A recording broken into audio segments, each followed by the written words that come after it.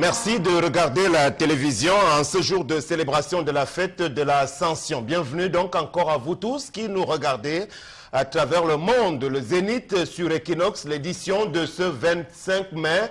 Le 25 mai, c'est aussi date anniversaire de la création de l'Organisation de l'Union africaine. C'était le 25 mai 1953. Cela va donc faire au total quelques 54 ans, 54 années d'exercice. Sur la scène africaine, l'Union africaine aujourd'hui, quel bilan peut-on en faire? Pas grand-chose quand même, hein, parce qu'au bout d'une belle cinquantaine d'années, il y a des chantiers encore abandonnés. Par exemple, celui qui consistait à mettre en place le Parlement africain.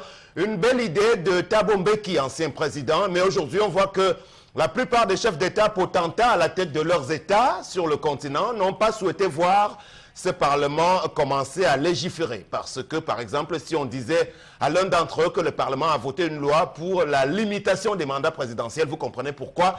Est-ce qu'on a beaucoup piétiné? Tout de même, bon, joyeux anniversaire à l'Union africaine, donc, parce que c'est une organisation qui a connu quand même quelques illustres Camerounais au niveau de sa direction. Zo Ekangaki, William Aurélien et Tekimbouma. Merci d'être là encore. Bienvenue, bonjour à vous, Charlamagne Badjo. Bonjour Sam Sévérin et bonjour à tous les marins marchands qui ont vu leur solution résolue. Hier, ils ont détruit ce qui leur servait de camp de grève. On les a envoyés à Kribi. C'est bon. Bonjour. Voilà, c'est une belle information, de toutes les façons. Bonne nouvelle de la part, ou bien au profit de ces marins qui ont passé beaucoup de temps quand même. 5 ans. Oui, 5 années, voilà. Voilà, on pourra peut-être avoir le bonheur de recevoir la porte-parole au cours d'une prochaine édition. Merci d'être là encore aussi. À vous, Megui. Bonjour. Bonjour Sam Sévérin, et bonjour à tous nos téléspectateurs. J'espère qu'ils vont bien ce matin et bonne fête de l'Ascension à tous. Juste leur rappeler que nous attendons leur contribution à cette émission au 651 42 85 82. Voilà leur contribution autour des sujets qui seront abordés tour à tour dans ce programme. Vous connaissez les articulations. Et si vous découvrez seulement l'émission, sachez qu'il y aura tout à l'heure, pour bien démarrer, en guise d'apéritif, l'histoire de tendance. Et puis, on montera en puissance avec la colère de Charles Armel avant de recevoir notre invité. Mbombok Bengan, bonjour. Bonjour Sam, moi je salue le Rassemblement démocratique du peuple camerounais, dont les militants ont défilé avec un mouton qui avait l'habit du parti. Bonjour RPC. C'était une belle insolite. C'était où, à Douala ou à Yaoundé. À Yaoundé, voilà. Ok, ça pourrait peut-être faire l'objet d'une image au corps de la revue des réseaux sociaux. On va recevoir tout à l'heure un enseignant pour rester au cœur de la problématique des enseignements au Cameroun. Nous sommes en fin d'année et faire un peu un premier bilan de cette année scolaire qui aura été assez tumultueuse. Voici volé le temps de l'histoire de Tendance que j'accueille. Bonjour Tendance. Bonjour Sam, bonjour encore à tous ceux qui nous regardent ce matin. Je vais saluer les gens qui rêvent, qui font des rêves. Je ne sais pas s'il y a une différence entre le rêve ou le cauchemar. Il y a la différence, Sam. Oui, il y a même une différence entre le rêve, le songe, Hey! le cauchemar, oui. Maman, c'est chaud, hey, Bonaloka.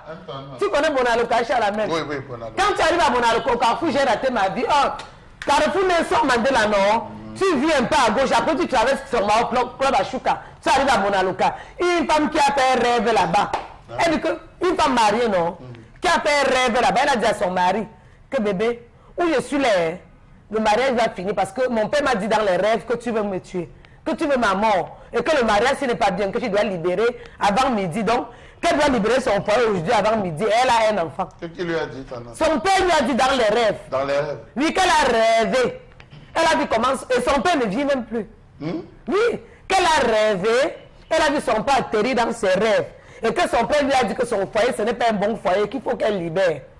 Elle a un enfant avec son mari, Sam, comme tu entends là. Son mari dit que, mais ça, c'est chez ton père que je t'avais doté. Elle dit que quand mon père parle, ses ordres ne se discutent pas. Alors, mon père m'a parlé dans les rêves. Et quand il parle, je crois. Papa, séparons-nous. Alors qu'en venant comme ça, il pliait dans les choses pour partir, Chalamel.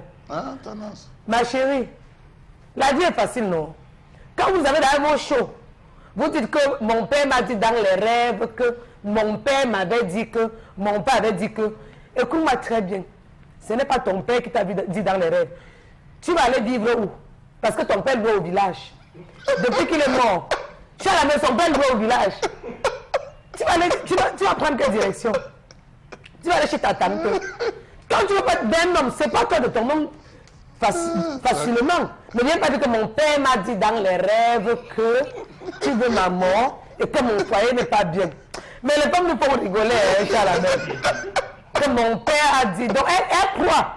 Non, ma baradée, l'homme dit que ouais, bébé, s'il te plaît, je ne suis pas prêt à me séparer de toi. Ne me quitte pas. Elle dit, quand mon père parle, je ne discute pas. Laisse-moi. C'est mon père qui a dit. Non, mon père, non. Avec lui, je ne discute pas. Les morts parlent. Très bien.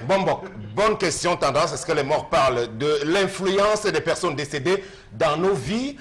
Qu'est-ce que, sur le plan traditionnel, vous en pensez? Non, les morts parlent. On dit en Afrique que les morts ne sont pas morts, ils sont dans l'eau qui coule. Hein, c'est en Afrique qu'on le dit, c'est ça? Même chez eux, la Bible dit qu'il y a des songes, les rêves dans la Bible. On vous dit que Joseph avait rêvé quand ils étaient en Égypte que ceci et cela, on a dit ceci. Que même Jésus, on l'a vu, voilà, Élisabeth a rêvé que telle sa sœur allait. Bon, c'est les rêves. Pourquoi quand ça concerne les saintes écritures, on croit, et lorsque ça concerne nos familles communes, on ne croit pas, non, ne rêve pas. Maintenant, il faut savoir si effectivement son papa lui a parlé dans les rêves. Ça aussi, on peut le vérifier. Est-ce qu'il y a la preuve, tendance? Où est la preuve? L'homme de Dieu est même dépassé de son comportement. Non, sur la réalité du rêve, elle ne peut pas mentir. Donc maintenant, il peut s'agir de... Parce que le rêve, c'est généralement quelque chose peut-être qui est enfoui dans notre subconscient. Moi-même, je rêve ça. On parle même de psychanalyse. À ce niveau. Non, plus sérieusement, c'est un sujet sérieux, vraiment. Non, c'est un sujet sérieux. Qu'est-ce qu'il faut... Non, là, il faut un conseil de famille, naturellement, puisque l'homme, comme dit Tendance, l'a doté. Il l'a doté et on peut savoir si son père lui a parlé ou pas. Parce que de la même manière, ceux qui créent des églises aujourd'hui disent là, le Saint-Esprit m'a parlé en songe. Donc on doit se réunir en famille, en conseil de famille, naturellement dans toutes les tribus africaines. Il y a des gens qui expliquent si c'est vrai ou si c'est faux. Mais je ne peux pas tout de suite dire que la femme ment ou pas. Il faut vérifier si le rêve est vrai ou pas. Très bien, à votre suite. Donc, Charlemagne Bachou, est-ce qu'on peut croire? Sam Sévérin, il faut dire que lorsque vous dites que vous avez fait un rêve en Afrique, on vous pose la question de savoir c'était à quelle heure.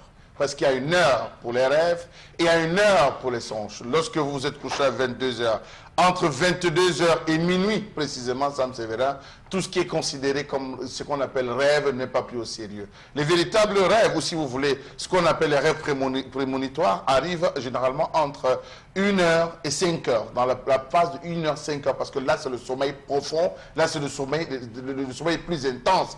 En ce moment, c'est véritablement une causerie. 5 heures à 7 heures, 8 heures, non, ce n'est plus considéré. Donc, pour dire quoi, Sam? Elle se lève et aussitôt, elle met l'injonction. Moi, je serais tenté de dire que voilà une femme qui, au lieu, lorsqu'elle a fini le rêve, parce que généralement, lorsque vous avez un rêve aussi intense, à l'immédiat, vous vous levez. Lorsque vous vous levez, vous échangez avec votre mari. Je viens de faire un rêve. Je viens de faire un rêve où mon père m'a demandé de partir de ce foyer. Est-ce que partir de ce foyer, c'est partir de cette maison? Est-ce que c'est demander qu'on déménage? Est-ce qu'il y a tout un tas de questions? Elle devrait d'abord échanger. Dans le fait pour elle de prendre à l'immédiat ses affaires, ça suppose que le couple bat de l'aile. Ça peut être que le couple bat de l'aile. Ça peut être qu'elle a déjà trouvé un autre gars dehors. Un autre gars dehors. Et elle cherchait le moyen, la méthode par laquelle elle voulait sortir du foyer. Aussitôt, elle dit, mon père, est-ce que souvent dans le foyer, elle a eu à avoir des rêves qu'elle a échangés avec son mari? Parce que moi, je me plains d'une chose. Elle a rêvé, oui, on est d'accord. Mais qu'elle se lève, qu'elle commence à rassembler ses affaires pour partir, on dirait qu'elle a une pression déjà à l'extérieur. Elle a une grosse pression à l'extérieur de quelqu'un qui lui dit, madame, si tu ne viens pas, si tu n'es pas là tel jour, je ne peux plus fonctionner avec toi. Donc à ce niveau, vraiment, je crois, comme le Mbogo a dit, il faut un conseil de famille. Mais elle, puisque tendance nous dit que son père a dit avant midi, non, ça suppose que le conseil de famille sera après. Voilà, mais Guy, sur l'affaire, est-ce qu'elle ne serait pas en train de vouloir céder à une tentation, comme le pense Charlemagne? Parce que j'ai envie de le croire moi aussi, parce que normalement, ce sont des choses, quand on vous dit, ça vient de mon papa qui est décédé, forcément, on est obligé de céder. Oui, parce qu'il faut déjà quand même le dire, hein, il y a des prémonitions, il y a des gens qui font des rêves prémonitoires Et chaque fois qu'ils ont certains rêves, il s'avère que ce dont ils ont rêvé ça se matérialise. Donc moi, je ne peux pas, comme ça, d'entrée de jeu, dire que, en effet, cette femme peut-être est en train de créer un subterfuge pour partir de son foyer, parce que c'est quand même si il faut partir de son foyer, c'est quand même pour un couple marié. Ça ne se passe pas aussi facilement. Se lever un matin et dire à son mari, écoute, je pars. Il y a des conséquences graves, à moins qu'elle soit tellement ignorante. Mais je peux croire que si elle est superstitieuse, parce qu'il y a des gens qui sont très superstitieux, qui ne jouent pas avec ça, avoir un rêve où elle voit son père qui lui intime de partir de ce foyer, peut-être qu'elle n'a pas choisi, elle n'a pas voulu en parler à son mari, sachant que forcément ce dernier allait chercher à la dissuader. Donc, voilà, ce qu'on appelle le rêve prémonitoire, parlons-en en 2 minutes avant de prendre quelques messages, parce que chez moi ça ne fonctionne jamais, parce que il y a même 2 ou 3 jours, j'ai bel et bien rêvé, on venait m'annoncer le décès d'une de mes tantes, et j'ai bien attendu le lendemain de recevoir un coup de fil, ce n'est jamais arrivé, et j'ai pris l'information hier pour savoir si tout va bien de ce côté du village. Donc, ça veut dire qu'elle ne va pas vite mourir. Ça veut dire qu'elle ne va pas vite mourir, justement. Mais qu'est-ce qui vous permet de le dire que nous sommes des initiés africains. Par exemple, lorsque vous rêvez du serpent, chez nous, quand vous rêvez du serpent, ça suppose que quelqu'un est enceinte dans votre famille. Et à 100%, il y a quelqu'un qui est enceinte. Donc, il y a une femme qui va accoucher des jumeaux. Donc, il y a bien une explication. Mais ce type-là, dire que mon père a dit que je pars, et je pars là. C'est comme si me dit, vous avez un rêve, votre maman, je ne sais pas moi, si elle est vivante, ou l'un de vos parents vient vous dire, n'entrez plus dans votre voiture, vendez votre voiture, parce que la voiture là va vous tuer. Donc vous allez vendre? Non. Allez me dire, vous vendez? Parce qu'à côté de ces rêves prémonitoires, il y a aussi des gens, il y a des gestes que les gens interprètent dans la vie de tous les jours. Par exemple, quand on a l'œil qui tape le gauche, voilà, il y a, moi par exemple, moi, ça s'est vérifié. Quand il y a mon œil qui bat là, qui tape comme ça, je sais qu'il y a un deuil, quelqu'un que je connais. Et ça s'est toujours vérifié. Je n'ai pas besoin de 2 ou 1 jour. Il y a une mauvaise nouvelle que j'apprends. Il y a d'autres, quand c'est de ce côté, le côté droit, c'est qu'il y aura une entrée d'argent. Effectivement, chez moi aussi, ça s'est vérifié. Parfois, la pomme de main te démange. Donc, ça dépend. Très bien. Mais ça me regarde. Moi-même, je rêve. Pour le cas de la dame, si je ne dois pas donner son nom, ce que tu es en train de faire là, ma chérie, on a fait ça. Dans le temps, quand on était encore jeune, parce que je suis là bientôt grand-mère.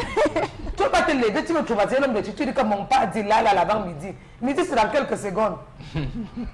Mon père va nous donner sa direction. Non, peut-être qu'elle a exagéré en disant avant midi, mais son père lui aurait effectivement demandé de quitter ce foyer-là. Mais ça peut être un signe. C'est que Charles Amel le disait, peut-être que ce couple battait de l'aile. Et il me semble que aujourd'hui, elle a peut-être voulu partir. Non, bon, mais il faut leur conseiller de s'asseoir à nouveau en famille. Non, le problème c'est qu'elle ne veut écouter personne. Tu comprends, non, Sam? Elle dit que quand son père parle, elle obéit. Un mot qui parle, elle obéit. Déterminée. Voilà. Mais de deux, elle dit qu'elle part. Ton père loué au village. Tu vas partir chez ta fille. Tu pars en location. Comment ça louer au village? Non, Alors, bonjour. Le rêve peut être prémonitoire. Donc, cette femme pourrait être en danger. C'est Noah qui nous écrit. Et alors, cet autre message qui nous dit, juste pour dire que cette femme n'aime plus son mari, c'est juste un prétexte qu'elle a trouvé. C'est de... Bien parler. C'est de Brenda. Non, Sam Sévélin, je ne crois pas à ça. Je ne crois pas. Parce que qu'elle se lève et commence à faire ses affaires pour partir, elle avait une intention derrière la tête. Mais c'est ce qu'on dit. Oui, elle devait discuter avec son mari. Son mari devait dire, ok, il n'y a pas de problème. Je ne sais pas de quelle région ils sont. Il devait appeler les tantes, les cousins pour dire, bon voilà, elle vient de faire un rêve. Et elle croit sérieusement. Vous pensez qu'on peut faire comment? Maintenant, on dit, alors on va aller rencontrer l'initié. L'initié qui, par des méthodes bien précises, va interroger. Est-ce que oui ou non, elle doit encore rester? Chez nous, on lance la cola. Est-ce qu'on va aller, on lance? Ça tombe, bam, oui. Elle part, ça tombe, non. Elle part, oui, 2, 3 fois. Ça confirme qu'elle doit partir. Alors, le gars, on se résout à cela. On cherche sur 2 ou 3 endroits. Oui, Sam Severa, est-ce qu'il y a un danger? Il y a des questions qu'on pose. Est-ce que votre couple, ça va? Est-ce que vous nous cachez certaines choses? Un dernier message, Maggie. Donc, il y a un téléspectateur qui s'interroge, il nous demande, et si son père lui avait demandé dans le rêve d'aller se noyer, l'aurait-elle fait? Belle interrogation, voilà, de ce téléspectateur, effectivement. Mesdames et messieurs, restez avec nous. Voici le temps de la colère. La colère de Charles Hamel revient sur un sujet déjà évoqué par le passé dans cette même émission, mais avec une nouveauté. Cette fois-ci, ça parle donc de la question du bois dans la région de l'Est du Cameroun.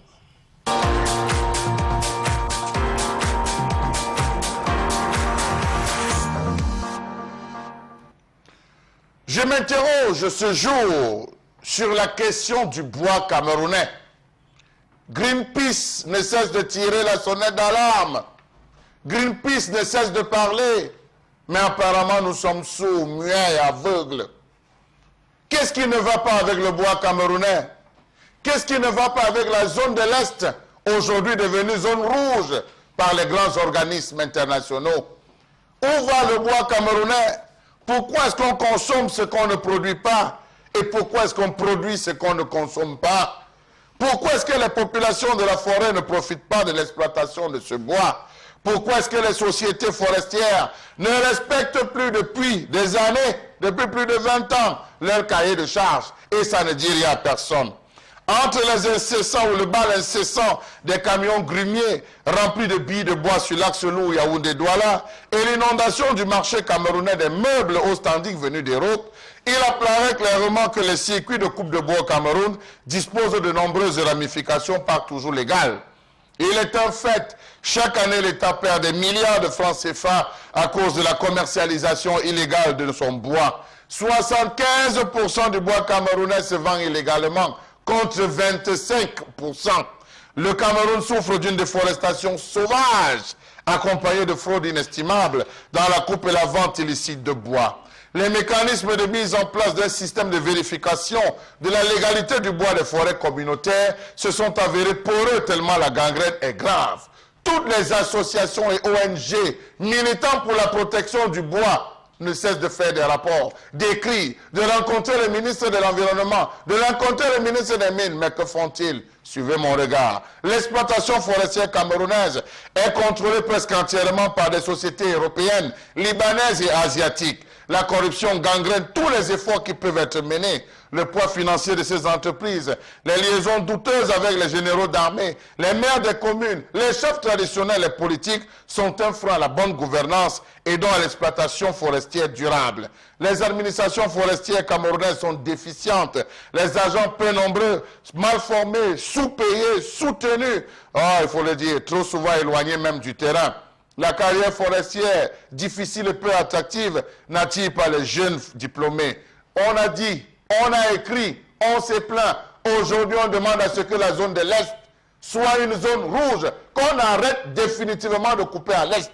Oui, les zones dont on parle, Gari-Gombo, Salapumbe, Yokadouma, Mulundu, Abongbang, Barbezé 1, Barbezé 2, Bebeng, Dimako, Ndja, Doumeteng, Lomie, Mboma, Goilia, Galemenduga, Somalomo, Mbang, Ndemnam, Ndelele, Belabo, Ndiang, Manju et Ngoura sont des zones qu'il faut mettre la croix parce qu'on a suffisamment coupé. C'est au rouge de ce côté, monsieur le chef de l'État. Il faut arrêter la coupe de ce côté. D'ailleurs, les populations n'en profitent même plus. Les routes rurales ne sont pas engagées. Dans le sud Cameroun, c'est la totale. Dans le centre, la route nationale numéro 15, qui va entre Ntui, chef-lieu du département du Mbamekim et Yoko, chef-lieu de l'arrondissement du même nom, est en très mauvais état et même coupé à cause de nombreux bourbiers localisés dans ce tronçon. Depuis la saison des pluies, ça ne va pas. On ne circule plus, c'est coupé.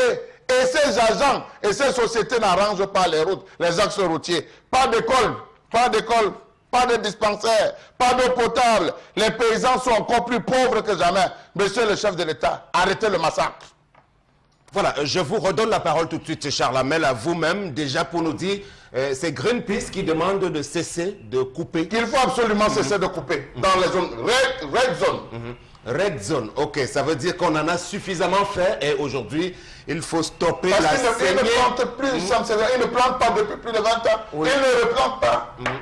Alors, Mbambok Mengal, si on a laissé faire depuis ces longues années, c'était pourquoi? Pour l'enrichissement et l'appauvrissement en même temps des populations riveraines, ou alors, je ne sais pas comment vous voyez la chose. Non, sur le plan officiel, Oui. il était question de réduire la coupe de bois pour transformer les principales essences sur place. Vous avez entendu Charles Hamel dire tout à l'heure que les meubles nous viennent de l'Europe, alors qu'en 92, je pense, à l'époque du ministre Sylvestre Naondoa, il était question qu'on limite les coupes de bois et qu'on transforme l'essentiel du bois ici. Il n'en a pas été question. On a plutôt, on s'est rendu compte que c'est les ponts, ce sont les ponts du régime qui la plupart se sont partagés les coupes de bois, les permis de coupe de bois, surtout dans cette zone-là. Et ça me fait plaisir pour rappeler qu'en 2003 dernièrement, je vous dis, c'est Condoleezza Rice, le conseiller du président Bush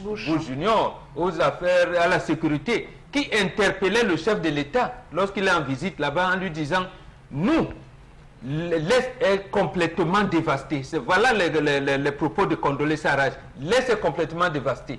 Et vous allez signer un accord avec l'État américain pour l'exploitation du cobalt et du nickel qui sont à Lomé, parce que le Cameroun détient la deuxième réserve de ces produits-là au monde. Mais nous ne voulons pas avoir de problème avec Greenpeace. Je reprends là les propos de cette dame, Madame Rice. Nous ne voulons pas avoir les problèmes avec Greenpeace. D'abord, la voie ferrée n'est pas bonne. Vous n'avez pas de route confortable qui mène vers le port de Douala et même le port de Kribi. Donc, arrêtez, Monsieur le Président.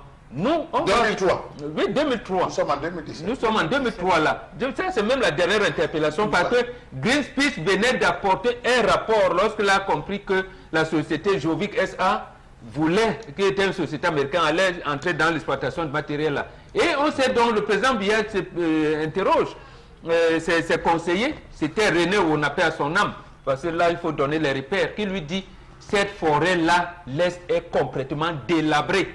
Voilà les propos de René Wona. Il faut tout arrêter. Voilà. Et on n'a pas arrêté, malheureusement. Alors que j'ai dit officiellement qu'il fallait tout arrêter. Et tout. Donc, je vais vous redonner la parole tout à l'heure, Mbombok. Alors, Megui, l'Est décimé, dévasté, les interpellations ont été faites depuis déjà plusieurs années. Il existe pourtant au Cameroun un ministère en charge spécifiquement de la forêt et de la faune. Où va le bois camerounais? Est-ce qu'on va continuer de laisser faire? Je dois rappeler au passage que beaucoup d'ouvriers camerounais qui sont dans ce secteur d'activité ont toujours souffert des maltraitances des exploitants qui sont pour la plupart des étrangers, des Italiens au passage. Ça passe par Ecam Placage en Balmayo ou encore la société Placam ici même à Douala. Alors, qu'est-ce que vous en dites ce matin? Mais c'est comme tous les secteurs, hein, désormais au Cameroun, même ce secteur n'est pas épargné. Beaucoup de problèmes dans le secteur de l'exploitation du bois. On se demande justement où va ce bois. Si nous, les populations même du Cameroun, ne pouvons pas en profiter. On voit combien coûtent les livres aujourd'hui au Cameroun. Combien coûtent les livres au Cameroun? C'est extrêmement cher. C'est extrêmement cher pour un pays qui a assez de ressources pour produire. Chaque année, on nous donne, avec les rentrées qui arrivent, c'est des nouvelles éditions. Chaque année, on change. Et les livres ne sont pas à la portée de tous. Les feuilles de papier, mais c'est franchement... Est-ce que les populations même de l'Est, au niveau de la main-d'œuvre, est-ce qu'elles sont exploitées à ce niveau-là? Qu'est-ce qu'il faut pour acheter une forêt? Quelles sont les conditions qui sont posées pour acheter une forêt? Aujourd'hui, on voit beaucoup de gens, des expatriés qui viennent, qui achètent des forêts à Kribi, à l'Est, de grandes forêts. Il suffit qu'ils donnent quelques sacs de riz aux villageois et on leur octroie des hectares et des hectares. Où va cet argent? Où va cet argent? Alors tout à l'heure, on a parlé des pontes du régime qui se sont octroyés de grosses parts, de grosses parcelles. Il y a même un des fils du chef de l'État bien reconnu dans cette activité-là et qui, d'après certaines informations, est souvent allé menacer, intimider les populations locales de ce côté-là. Nous avons reçu ici à l'époque un défenseur de la protection de l'arbre. Claude Bitangou, qui parlait de la SFID. Voilà, qui a déjà fait 50 ans et il demandait, il faisait un plaidoyer au niveau de l'État et même aux Nations Unies que SFID arrête. La société SFID arrête de couper le bois qu'il le fait depuis 50 ans. Alors, est-ce que les élites de la région de l'Est qui vivent cela depuis de longues années, est-ce qu'elles ne sont-elles pas complices? Moi, j'ai envie de poser la question ce matin. Moi, je vous réponds tout de suite, Sam, je ne citerai pas le nom ici, mais il y en a un qui coordonne cette coupe de bois. L'autre est décédé, peut-être on peut en parler, il s'appelait Sabaleko. Sabaleko, oui, bon, aujourd'hui décédé, il avait des scieries là-bas. Et comme vous dites, il les maltraitait, Magui. Voilà. C'est-à-dire qu'un employé dans les scieries de Sabaleko ne pouvait pas toucher 35 000 francs. Et malheur à donc vous préférez garder le nom de... Non, et l'autre, là, il a pris la retraite, il a été pendant longtemps secrétaire général du ministère de la Défense. Donc, il a été... Et lorsque ce fils du chef de l'État... est allé au col. D'accord. Avec tous les incidents qui se produisent sur le lieu de travail, mais qui sont ignorés. Il y a des arbres qui s'abattent sur des employés, il y a des employés qui sont amputés de leurs membres parce que, voilà, mais tout ça, on n'en parle pas. Oui, trop de risques. Tendance. Sur le sujet du bois qui transite par Douala en direction des pays étrangers partant de la région de l'Est, qu'est-ce que tu penses ce matin? Non, ça n'y avait d'avoir commencé. Charlemagne a donné un nom, Greenpeace, c'est qui? Greenpeace. C'est une ONG internationale qui milite, n'est-ce pas, pour le bois vert, qui milite pour la protection de l'environnement. Non, tout ce qui est vert, hein, la protection. Greenpeace. Nous, on ne veut pas avoir les problèmes avec toi. Pardon, Greenpeace. Pour les bois là nous servent. Nous envoyons pour les bois dans les pays étrangers. Maintenant, tu ne peux pas faire les meubles. Quand tu vas acheter les meubles, on te taxe des millions, des milliards. On te taxe, tu vois, les petits poufs comme ça, chez la main, on te dit 40 000 francs, 50 000 francs. Ça, parce que vous partez avec tous nos bois. Ceux qui ont même la possibilité d'avoir, on nous taxe cher. Les bois, avec les bois, on a le mortier, on a le pilon. On fait même les plats avec le bois. Mais quand vous partez avec tout ça, c'est nous qui souffrons. Bref, on fait des fauteuils, des salons et parfois de mauvaise qualité parce que quand vous voyez la plupart de ces fauteuils qu'on nous fabrique avec du très mauvais bois, ça veut dire que ce sont les résidus qui restent au pays. C'est les déchets qu'on nous donne. Parce que quand vous partez avec l'original, nous on consomme quoi? Pardon, Brad Pitt. C'est une Greenpeace. Pardon, Greenpeace. Et même ça fait mal ça fait mal d'arriver dans des grandes surfaces, de voir des meubles qui viennent de l'extérieur, qui sont vendus à des prix exorbitants. Vraiment. Et quand même aussi de voir des Camerounais quand même qui vont acheter ces meubles-là. Comme chez Orca, il y a un célèbre magasin sans publicité, je crois. Ils vendent des meubles dont on dit de bonne qualité, mais alors à des prix quand même assez prohibitifs. C'est pour confirmer ce que vous dites. Alors que la matière première vient du Cameroun et la qualité du bois n'est même pas meilleure que celle qu'on a sur place. Mais quand on va justement dans nos menuiseries, il vous suffit de vouloir faire un lit acceptable, mais attendez. Le prix est... C'est pas normal de pouvoir acheter un lit à pratiquement 80 000 francs, je sais pas, parce que c'est exorbitant. On va aller au marché Congo là, c'est... Ça dépend du bois, ça vient le bois blanc et le bois rouge. Le bois blanc, c'est le bois qui se casque dans les secondes. Les charançons, donc là, comme si c'était du contreplaqué. Sam Sévérin, c'est devenu grave aujourd'hui. Aujourd'hui, se sont tournés vers le bassin du CAM. Voilà le CAM qu'on est en train de spolier. Vous ne vous rendez pas compte. On est entré tout doucement, on est en train de vider le CAM. On est entré dans la zone de Yoko. On est allé à, comment ils appellent cette zone, le nom va me revenir, Sam Sévérin. Dans le centre, on a Okola, on a Vodoula, on a un Colpom. C'est des zones bien précises où on exploite Sam Sévérin. Aujourd'hui, ils entrent. Maintenant, vous n'avez pas la possibilité de trouver les animaux à l'Est. Vous ne pouvez plus trouver parce que nous sommes en Afrique, vers la Centrafrique. Parce qu'il n'y a pas d'espace pour eux. Les chasseurs sont obligés de traverser la frontière pour... Déforestation sauvage. Sauvage. Avec la complicité des autorités, parce que là, on voit que le ministère ne joue pas son rôle. Sam Sévérin sauvage, c'est petit. Comment comprenez-vous qu'entre 87 et 88, on a eu 67 structures de déforestation qui venaient faire la coupe. Aujourd'hui, ils arrivent et disent que non, c'est pour le développement agricole. Nous voulons faire des tomates.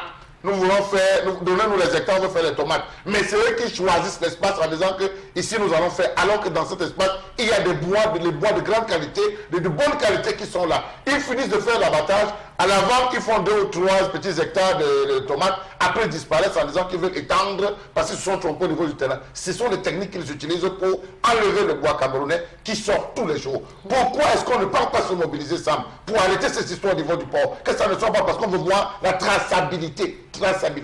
Sans doute, on va revenir en deuxième partie sur cette actualité à travers vos messages, mais on peut en lire un ou deux avant de passer à l'invité.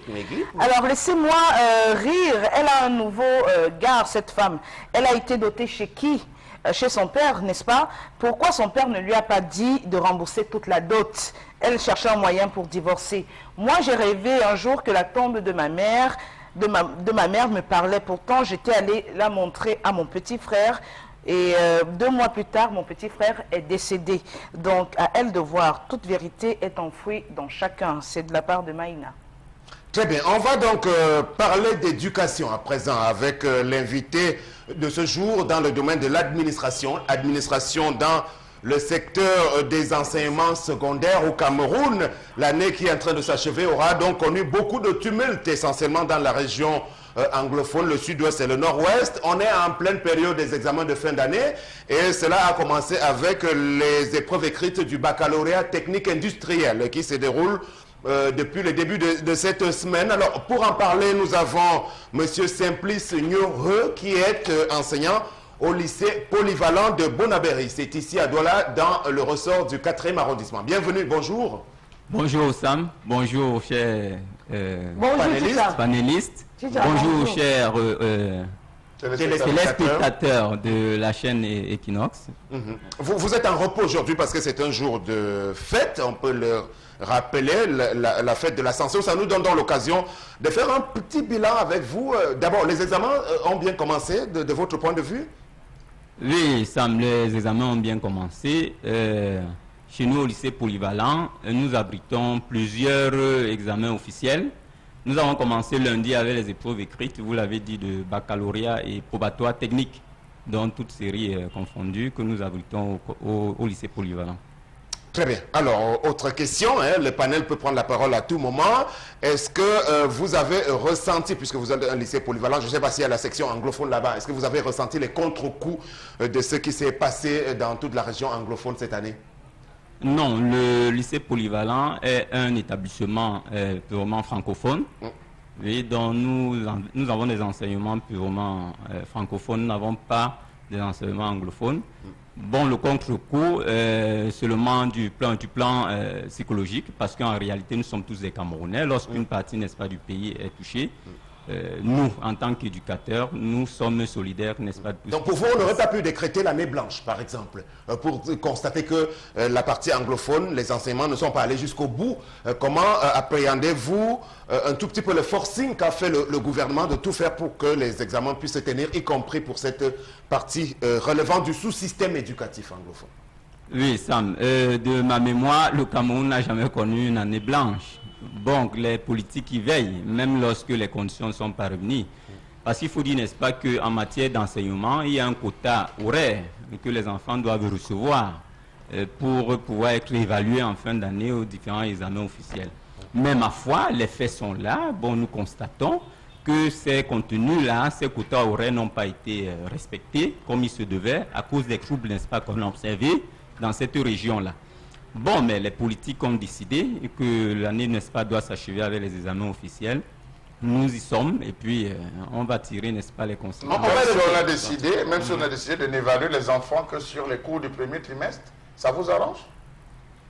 Non, ça ne peut pas nous arranger. Déjà que pour une classe donnée, il y a, n'est-ce pas, un contenu qu'il faut faire avec les élèves, avec les enfants. Bon, vous n'allez pas me dire, si le premier trimestre rien que est couvert et que tout le reste de l'année, les enfants n'ont pas reçu les enseignements, c'est un manque. Mais seulement, comme on le dit, on va faire les examens et puis on aura des conséquences plus tard. Vous le dites avec tellement de légèreté que ça m'inquiète. Pourquoi ça m'inquiète? Parce qu'on sait que les cours s'enchaînent, les chapitres s'enchaînent. Ce qu'on a entamé en 6e n'est que l'introduction des cours de 3e, de 5e, 5e, 4e, 3e. Est-ce que vous ne pensez pas que c'est un risque énorme pour ces enfants qui, au niveau peut-être de la 3e ou la 6e, vont se retrouver perturbés? est-ce que ça ne va pas provoquer, est-ce qu'on va rattraper ce gap du second et troisième trimestre comment je veux dire, la classe supérieure? Est-ce que c'est Oui, possible? comme je le dis, Charles, en fait, les faits sont là. Les faits sont là, les contenus ne sont pas épuisés. Ça, c'est un fait. Bon, La preuve, maintenant... c'est que le seul troisième trimestre dure à peine 3 semaines. 3 semaines, Parce voilà. que je crois, dans la plupart des établissements aujourd'hui, 3 semaines de cours, on est déjà à la fin d'année. C'est déjà les vacances. Voilà. Oui, effectivement, le troisième trimestre, n'est-ce pas, les séquences, généralement, parce que chaque séquence, c'est généralement 6 semaines, mais au troisième trimestre, avec la période des examens et tout le reste, bon, c'est écouté, donc nous n'avons pratiquement qu'un mois de cours. Bon, je vais peut-être, je ne vais pas m'éterniser, mais je vais poser la dernière question. Nous avons les enseignants anglophones qui ont décidé de boycotter les corrections. Pourquoi? Du Common Entrance. Pourquoi? Parce qu'ils estimaient qu'on est passé de 120 francs à 60 francs, de 60 francs à 33 francs. Maintenant, La copie. la copie. Ils ont décidé donc en train de boycotter parce que tant qu'on ne revienne pas à la norme. Vous, à votre niveau, ça va? Non, comment ça peut aller? Je suis enseignant et même dans notre secteur, nous demandons une revalorisation, n'est-ce pas, des frais de correction de C'est combien copie. maintenant? C'est 200 francs pour la copie au bac. Oui. Bon, et puis PC. que les collègues anglophones s'en plaignent, c'est tout à fait normal. Vous ne pouvez pas quand même demander à un enseignant de corriger une copie qui 33 francs. Bon, je pense que la tutelle, la hiérarchie, n'est-ce pas, a compris leur plainte, leur doléance, et puis on les a rétablis dans leur droit. Et je crois qu'ils ont bien corrigé, ils ont remis, n'est-ce pas, des résultats Et déjà. Si on revient à votre sous-système francophone, vous corrigez les copies de CP, de concours d'entrée en sixième à combien? Bon, les copies de CP, ça relève de l'éducation de base. Je vais dire que je ne suis pas imprégné quand même. Le Je n'ai TCI, pas- BPC, c'est combien? Oui, le BPC, c'est 100 francs la copie, 150 francs au probatoire et au bac 200 francs. D'accord. Vous avez parlé du contenu des enseignements et que le baccalauréat technique a commencé avec les épreuves pratiques, comme vous avez dit. Quel est l'état de vos laboratoires et ateliers, notamment au lycée polyvalent de Bonabéry, qui était quand même un lycée de référence? Oui, bien entendu. Le lycée polyvalent, c'est un lycée de référence parce que nous appliquons pratiquement tous les modes d'enseignement. Donc, nous avons l'enseignement technique commercial, nous avons l'enseignement technique industriel et puis nous avons l'enseignement général. Et puis, dans ces ordres d'enseignement, nous avons, n'est-ce pas, les travaux pratiques qui doivent être faits, notamment en enseignement général avec le laboratoire, pour la chimie, pour les sciences naturelles, et en enseignement technique, les laboratoires de mécanique, électricité et tout le l'état reste. de ces Bien. laboratoires et Maintenant, ateliers.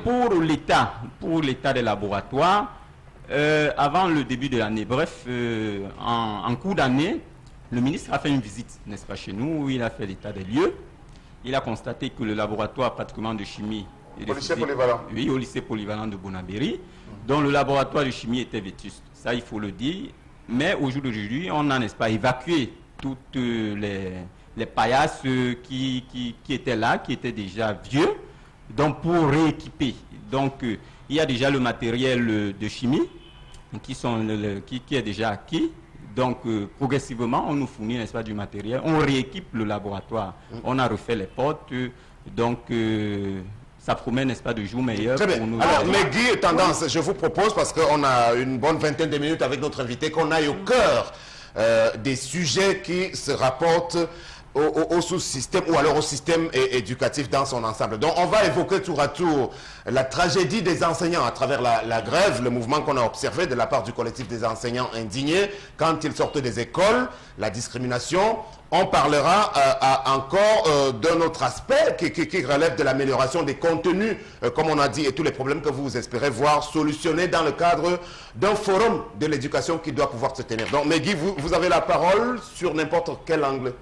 Alors moi, je voudrais savoir, les années antérieures, on sait que pour passer un examen, il fallait avoir minimum 10. Mais ma préoccupation, justement, c'est au niveau de la moyenne actuelle, pour passer par exemple le bac. On a parlé souvent de 6 de moyenne, de 7 de moyenne. De 5 forts. 5 forts. Une note qui est en classe, quand tu as 5 de moyenne, on te considère comme, on considère ton travail comme nul, pratiquement. Alors, comment est-ce que, pour passer d'un cycle à un autre, notamment du secondaire au cycle universitaire, on peut faire passer un candidat qui a 6-7 de moyenne. Est-ce que vous confirmez déjà Est-ce que ça ne dénote pas aussi quand même du fait que vous reconnaissiez que le système éducatif a carrément chuté et que, en effet, les élèves ne peuvent pas ne peuvent pas avoir des moyennes acceptables? Oui, sur un fait, nous sommes d'accord que le système éducatif est en baisse. La cause? Bon, il y a de multiples causes. Il y a des causes politiques, il y a des causes... pécuniaires? Oui, effectivement, beaucoup de causes en fait. Bon, pour revenir à ce que vous disiez en fait, le système éducatif est en baisse. Ça, je suis d'accord. Mais à dire que nous admettons les enfants au baccalauréat avec 5 de moyenne, non, c'est faux. Avec combien donc? C'est faux. La moyenne pour réussir le baccalauréat, c'est 10 de moyenne. Bon, maintenant, lors des examens, l'admission d'un enfant relève d'un jury. Relève d'un jury. Le jury est constitué et ce sont en fait les membres du jury qui décident de l'admission ou non d'un candidat. Voilà. Bon, dit que 5 de moyenne, à ma connaissance, je participe, n'est-ce pas, aux délibérations des examens. Je n'ai jamais... il arrive qu'on baisse quand même jusqu'à 7, 8, 7? Non, jamais au baccalauréat. 10 de moyenne pour l'admission directe. Oui. Donc, maintenant, à 9 forts, on peut regarder des cas, n'est-ce pas, d'enfants à délibérer, ceux qui ont, n'est-ce pas, des notes éliminatoires, on peut regarder. C'est ce qu'on appelle en fait délibération. Mais est-ce que quand même, parce que moi j'étais en fac et quand tu lises, il arrivait que tu lises la copie d'un camarade et tu te demandes comment il a fait pour avoir le bac. Comment il a fait pour avoir le bac? Tellement, rien qu'à l'introduction, tu peux noter 25 fautes. Et tu te demandes comment il a fait pour avoir le bac. Et il est en faculté. Et il est en faculté. Je veux ajouter de l'eau à ce moment-là. Session 2011, session entachée de grosses irrégularités. Je vous le dis parce que ça a fait un débat. On avait parlé de notes présidentielles. Rappelez-vous, je vous rappelle, parce que c'était là nous sommes en pleine élection présidentielle. Nous avons eu 2007, une session encore entachée.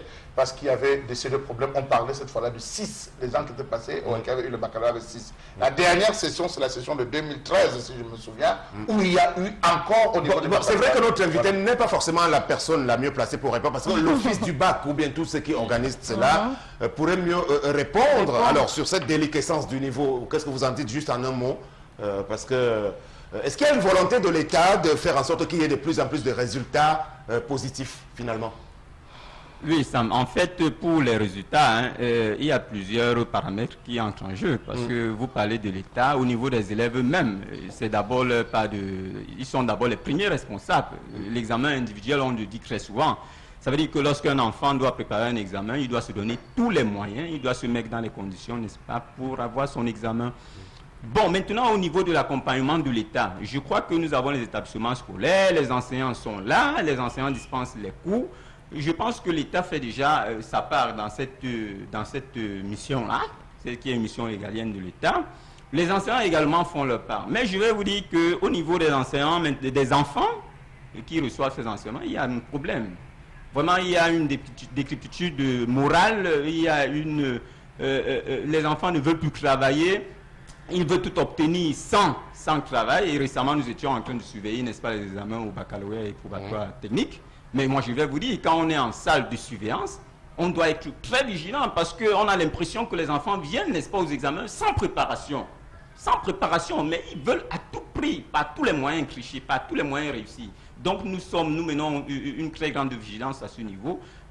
Donc, je dirais que pour des raisons, n'est-ce pas, des résultats qui ne sont pas bons, ma foi, on n'a pas les résultats 100%, comme vous le disiez tantôt. S'il fallait aller à 5 de moyenne, 6 de moyenne, moi je crois qu'on aurait, n'est-ce pas, des résultats à 90, 100%. Mais moi je vous dis, il y a des résultats néants, par endroit. Alors, tu peux réagir? Oui. J'ai 10 questions à poser à Ticha. Non, pose d'abord 2. Je me demandais combien d'années Ticha enseigne.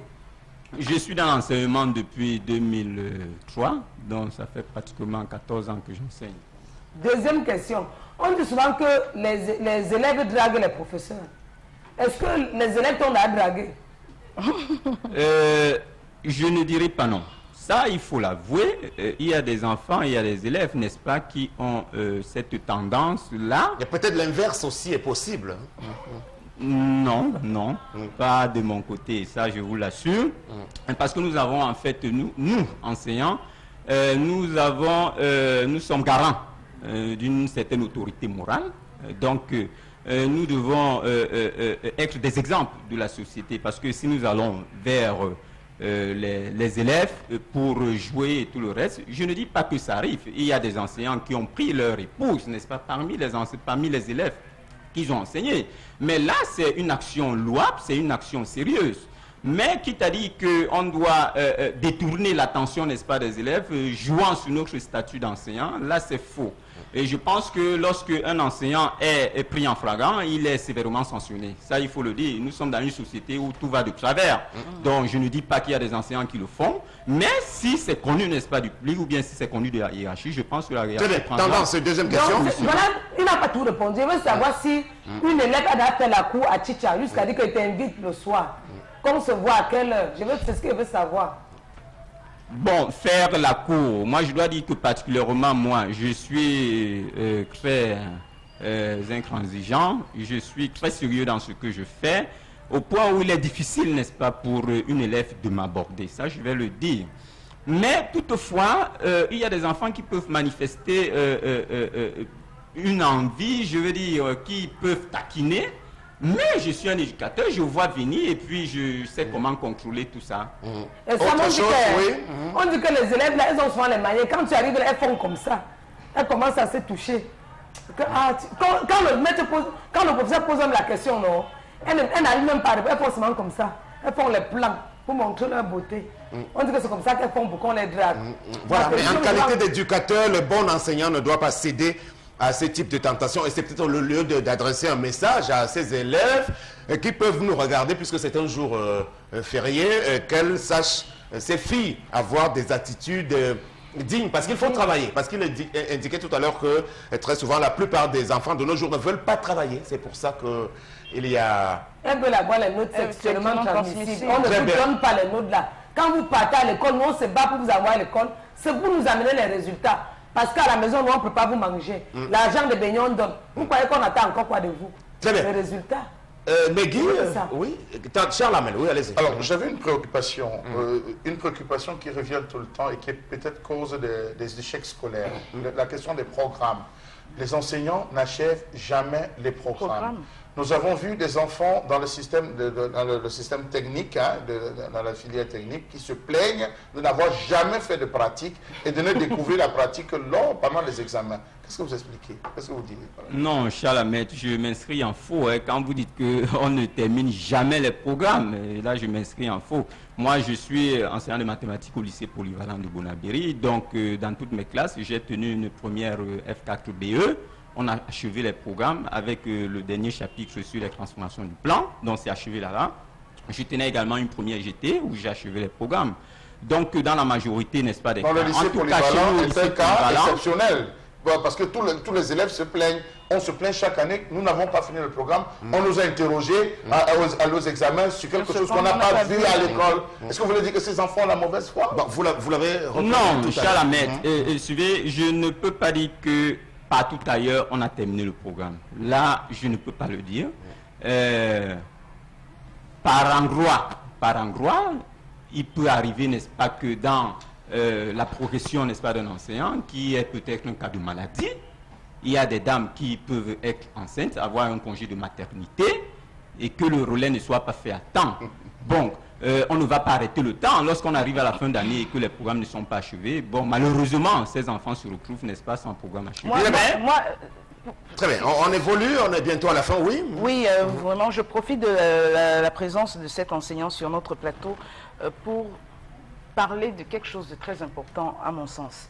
Alors, c'est par rapport au manuel scolaire qu'on change chaque année. À l'époque, on savait que les plus démunis qui ne pouvaient pas se rendre dans les librairies pouvaient se rendre au poteau pour acheter des livres de seconde main. Aujourd'hui, on a pratiquement des livres dans lesquels on écrit. On a l'impression que c'est toute une machine qui est bien huilée, où déjà chaque année, on change d'édition, même si l'enfant reste dans le même établissement, les petits frères ne peuvent plus utiliser les livres que les grands frères ont utilisés. Je ne sais pas, et en plus, quand vous avez passé cette période de la rentrée, vous n'avez pas pu acheter tous les livres. Vous arrivez dans des librairies, on vous dit il y a rupture le stock est en rupture. Il faut attendre pour que de nouveaux livres arrivent. Et donc, on a des élèves qui finissent finalement, qui terminent l'année sans avoir des manuels importants. Est-ce que ce n'est pas aussi une cause de cette déliquescence sur la question des manuels, vous répondez rapidement, monsieur. Oui, madame, ça, véritablement, je dirais que c'est une des causes. Parce que généralement, dans nos établissements, sur 100 élèves, il est difficile de voir 30 qui ont leur manuel scolaire. Et vous savez, c'est avec le manuel scolaire, c'est l'outil de travail en fait. Oui. Donc, quand l'enfant n'a pas de livre, c'est un handicap. Parlant donc de la politique du manuel scolaire, c'est le ministère, n'est-ce pas, du tutelle qui s'occupe en partenariat avec les éditeurs. Mais, comme vous avez dit, nos aînés, quand ils nous parlent, n'est-ce pas, de leur livre, en français, par exemple, on dit Mamadou et Bineta. C'est-à-dire c'est pratiquement tous qui font référence à Mamadou et Bineta. Parce qu'ils avaient un seul livre, n'est-ce pas, en français. Et il y a le calcul quotidien en mathématiques. Bon, nous également, lorsqu'on faisait, par exemple, physique, on dit Ebanga, par exemple. C'est connu de tous les élèves, n'est-ce pas, de notre génération. Mais aujourd'hui, il y a une pléthore. Et vous voyez, les établissements n'uniformisent pas ces documents-là. On va rencontrer tel document dans tel établissement X, un autre document dans tel établissement Y, et puis c'est un peu... Mais vous, à votre niveau, vous en tant qu'enseignant, oui, qu'est-ce que vous faites si vous trouvez que ce n'est pas normal? Qu'est-ce que vous faites, vous exercez comme pression justement pour que le ministère change sa façon de faire? J'ajouterai en disant que c'est même les enseignants qui participent dans la rédaction de ces livres. Pourquoi est-ce qu'ils ne marquent pas une opposition? Vous savez, nous les enseignants, nous faisons que... Vous subissez... Suggérer, n'est-ce pas, des doléances, suggérer, n'est-ce pas, au ministère du tutelle, c'est pas nous qui décidons. Je rappelle qu'il y a toute une commission nationale chargée du manuel scolaire, présidée donc par monsieur Jean Tabi Manga. Voilà, ils étaient récemment réunis à Yaoundé pour tabler sur les prochains contenus. On va peut-être parler du statut même de l'enseignant aujourd'hui, parce que vous exercez depuis 14 ans. On a vu un collectif d'indignés récemment se plaindre d'avoir passé 60 mois sans être payé. Alors, est-ce que vous avez vécu ça à votre niveau comme une vraie discrimination en République comparé à tous les autres qui sortent des autres écoles de formation? Oui, ça je vais le dire. Il est inadmissible que dans une République comme la nôtre, que les enseignants qui sortent de l'école doivent passer 5 ans sans salaire. C'est inadmissible. Vous savez, l'éducation, n'est-ce pas, c'est le socle, n'est-ce pas, d'une nation. C'est le socle. Bon, quand maintenant ceux qui doivent être sur le terrain, les acteurs même qui doivent prendre part à cette éducation-là ne sont pas mieux traités. Vous pouvez comprendre, n'est-ce pas, pourquoi il peut y avoir des déliquescences, n'est-ce pas, dans l'éducation. Mais en fait, les indignés, peut-être au Cameroun, on entend aujourd'hui, n'est-ce pas, qu'on se plaigne pour réagir. On a l'impression, n'est-ce pas, que les choses ne sont pas... on n'est pas proactif dans la gestion, n'est-ce pas, des effectifs. Mais je pense qu'avec le ministre actuel, parce qu'il est venu trouver, n'est-ce pas, cette situation, je pense que de manière rapide, il a pu trouver une solution, un début de solution, n'est-ce pas, à ces enseignants indignés-là. Et dans les jours qui viennent, parce que pratiquement tous les autres processus ont été bloqués pour qu'on puisse dégager ces problèmes d'enseignants indignés. Donc il est à la tâche et je pense que d'ici là on aura... C'est vrai que ce n'est pas la seule affaire du ministre des enseignements secondaires, parce qu'il y a la fonction publique, le ministère des Finances qui sont concernés. On n'a malheureusement pas le temps de faire le tour de la question, mais on espère qu'ils vont avoir des bien meilleures conditions et que certains ont commencé à être rémunérés là-dessus. Et autre question dans le même type, est-ce que vous pensez que ces problèmes soulevés dans le secteur de l'éducation pourront être résolus dans le cadre d'un forum qui est annoncé? Une sorte d'état général de l'éducation. Est-ce que vous y croyez? En fait, pour ce qui est, n'est-ce pas, de la réflexion sur les problèmes qui minent, n'est-ce pas, les Camerounais, je pense toujours qu'il faut dialoguer, il faut s'asseoir autour d'une table, il faut, n'est-ce pas, recenser les problèmes et y apporter des solutions. Les solutions, n'est-ce pas, je pense qu'il y a eu des états généraux de l'éducation en 1996, si ma mémoire est bonne. Il faut juste implémenter, n'est-ce pas, les décisions qui ont été prises. Mais si on prend des décisions et qu'on doit dégarer, n'est-ce pas, dans les tiroirs et qu'on n'implémente pas sur le terrain, bon, ça ne servira à rien. Les politiques sont là et les politiques, n'est-ce pas, ont pour mission, effectivement, d'assurer la continuité dans l'éducation, dans ce qui doit être fait pour que notre pays, comme on le dit, soit émergent. Vous parlez donc de notre pays et je dois rappeler que vous êtes citoyen également et que vous avez peut-être un message à passer dans ce cadre-là. Vous nous l'avez appris en début de cette émission, M. Simplice Ignoreux, en tant que Camerounais épris de changement pour votre pays aujourd'hui, il ne vous est pas interdit de vous engager dans la citoyenneté. C'est ce que vous voulez dire à l'ensemble de vos concitoyens qui, par rapport aux prochaines opérations électorales, Mbambok Bengal, vous me suivez? Tout à fait. Voilà, pourrait, parce que nous avons commencé à encourager les Camerounais à s'inscrire sur les listes électorales. Absolument. Et notre invité est de ceux-là qui veulent accompagner ce processus. Bon, je ne sais pas ce qu'il a envie de dire en 1 minute pour sortir de ce programme. Ouais. Oui, Sam, je dirais que, en dehors, n'est-ce pas, de ma casquette d'enseignant, je suis un citoyen camerounais et un citoyen qui veut le bien-être pour son pays. Raison pour laquelle les problèmes que nous affrontons demandent, n'est-ce pas, une réflexion sérieuse, un engagement, parce qu'on a l'impression que les Camerounais sont indolents devant les situations qui s'y présentent. Donc, j'invite, par ma voix, par ma modeste voix, n'est-ce pas, j'invite les Camerounais vraiment à prendre leur destin en main. On ne doit pas, n'est-ce pas, à tout prix subir, n'est-ce pas, les situations qui se présentent à nous. Raison pour laquelle, dans le cadre de la citoyenneté, il y a des élections, n'est-ce pas, en 2018. Donc, nous avons pris pour option de sensibiliser les Camerounais. Parce qu'il a été dit dans les statistiques que nous avons pratiquement 13 millions de potentiels votants, mais 6 millions seulement sont inscrits. Et les autres 7 millions, où sont-ils? Pour un Cameroun qui veut changer, je pense que les Camerounais feront mieux, n'est-ce pas, de participer au vote. Leur vote doit compter. Nous avons choisi, n'est-ce pas, nos dirigeants. Nous devons choisir nos dirigeants. Donc, dans vous cette mouvance-là... Est-ce que vous vous êtes inspiré, je ne sais pas, de quelque chose dans le monde ou bien en Afrique pour tenter de préconiser ça chez vous, ici au Cameroun? Non, en réalité, Sam, vous savez, nous sommes dans un monde quand même où il faut de la rationalité. Nous ne devons pas être dans l'arbitraire. Et les choses voudront que chaque Camerounais puisse participer, puisse être actif. Oui, en France, n'est-ce pas, les gens se sont mobilisés, les gens sont mobilisés pour élire, n'est-ce pas, pour aller aux élections. Pourquoi pas en Afrique? Pourquoi n'aurait-on pas 100%, n'est-ce pas, de participation aux élections pour démontrer en fait que les Camerounais ont envie, n'est-ce pas, de changer leur pays, d'améliorer les choses dans leur pays. Donc, dans ce cadre-là, nous avons initié, n'est-ce pas, une rencontre avec les jeunes, avec la population du côté de Anche Raphaël ce samedi de 10h à 17h. On a, n'est-ce pas, Elecam qui va déplacer son kit pour installer au niveau de Anche Raphaël pour que les jeunes et même tous les Camerounais puissent venir s'inscrire parce que c'est un problème capital, Sam. Je suis sur le terrain. Elecam vous accompagne, vous le confirmez dans cette entreprise? Nous accompagne dans cette entreprise citoyenne, ça il faut le rappeler. Ce n'est pas on a tantôt fait, n'est-ce pas, de taxer les Camerounais peut-être de rebelles lorsqu'ils sont citoyens et lorsqu'ils recherchent, n'est-ce pas, le bien pour leur pays. Mais non, c'est une action citoyenne, simplement pour rappeler aux Camerounais qu'ils doivent, n'est-ce pas, être acteurs. Ils doivent être acteurs dans le choix des dirigeants. Ils doivent s'inscrire, voter et contrôler leur vote. La fraude, en réalité, comme brandit, ne doit pas être un frein à l'expression de notre citoyenneté. Voter, c'est participer au développement de son pays. Ne pas voter, c'est subir. Et là, je pense que nous avons tant subi. Et il faudra, n'est-ce pas, maintenant qu'on puisse participer, être actif. Oui. Vous avez de l'ambition vous-même, parce que vous parlez désormais comme un futur leader. Est-ce que vous ambitionnez, par exemple, de jouer un rôle à votre niveau, au-delà de votre casquette d'enseignant? Pourquoi pas, Sam? Il faut être ambitieux, c'est ce qu'on demande aux Camerounais. Tout le monde est appelé, n'est-ce pas, à la gestion de son pays.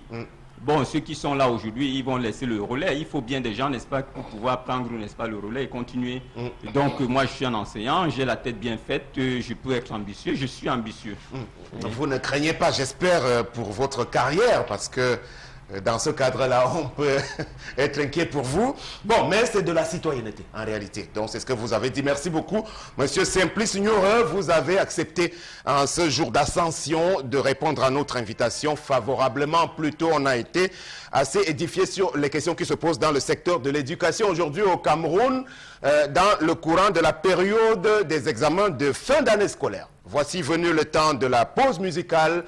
avant la deuxième partie de cette fête religieuse, l'ascension du Christ Jésus. Il est parti s'asseoir à la droite de Dieu le Père, comme nous l'ont renseigné les Saintes Écritures dans le prolongement donc de la fête liée à la célébration de Pâques. Voilà, on va poursuivre ce programme en se félicitant tout de même de l'initiative de ces jeunes à l'image de notre invité de tout à l'heure, dans le sens de la citoyenneté, qui voudrait encourager la plupart des jeunes compatriotes aujourd'hui qui sont beaucoup plus dans l'indolence et la passivité à s'inscrire massivement sur les listes électorales. C'est comme cela que vous pourriez prendre votre destin en main. Il faut prendre vos responsabilités. On a pu le voir ailleurs aux États-Unis. On a dit avec Obama, yes, we can.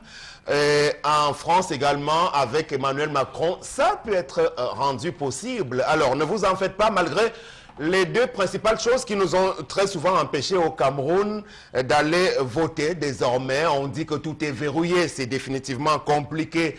Et puis, même si on va voter, on votera pour qui? Parce que les leaders aujourd'hui, on ne les voit plus beaucoup. Mais ce sont des choses qui peuvent être balayées à condition que vous, citoyens, preniez votre destin en main, parce qu'il s'agit de cela. Voilà. Mais Guy, on prend quelques autres messages. Bien sûr, Sam. Alors, le premier, Charles Armel a cité des entreprises asiatiques et libanaises. Moi, je m'insurge sur le fait que les Camerounais ne s'intéressent pas à l'exercice de ces entreprises qui, selon moi, fait partie de notre patrimoine. Je pense qu'il veut parler du bois. Non, mais il y a des Camerounais qui se sont lancés dans la coupe du bois, mais avec quel fonds? Avec quel fonds? Ils ont mis combien de temps? Est-ce qu'avec toutes les pressions qui viennent des amis de la présidence, est-ce qu'ils réussissent à pouvoir mettre l'ordre dans ce système? Que non.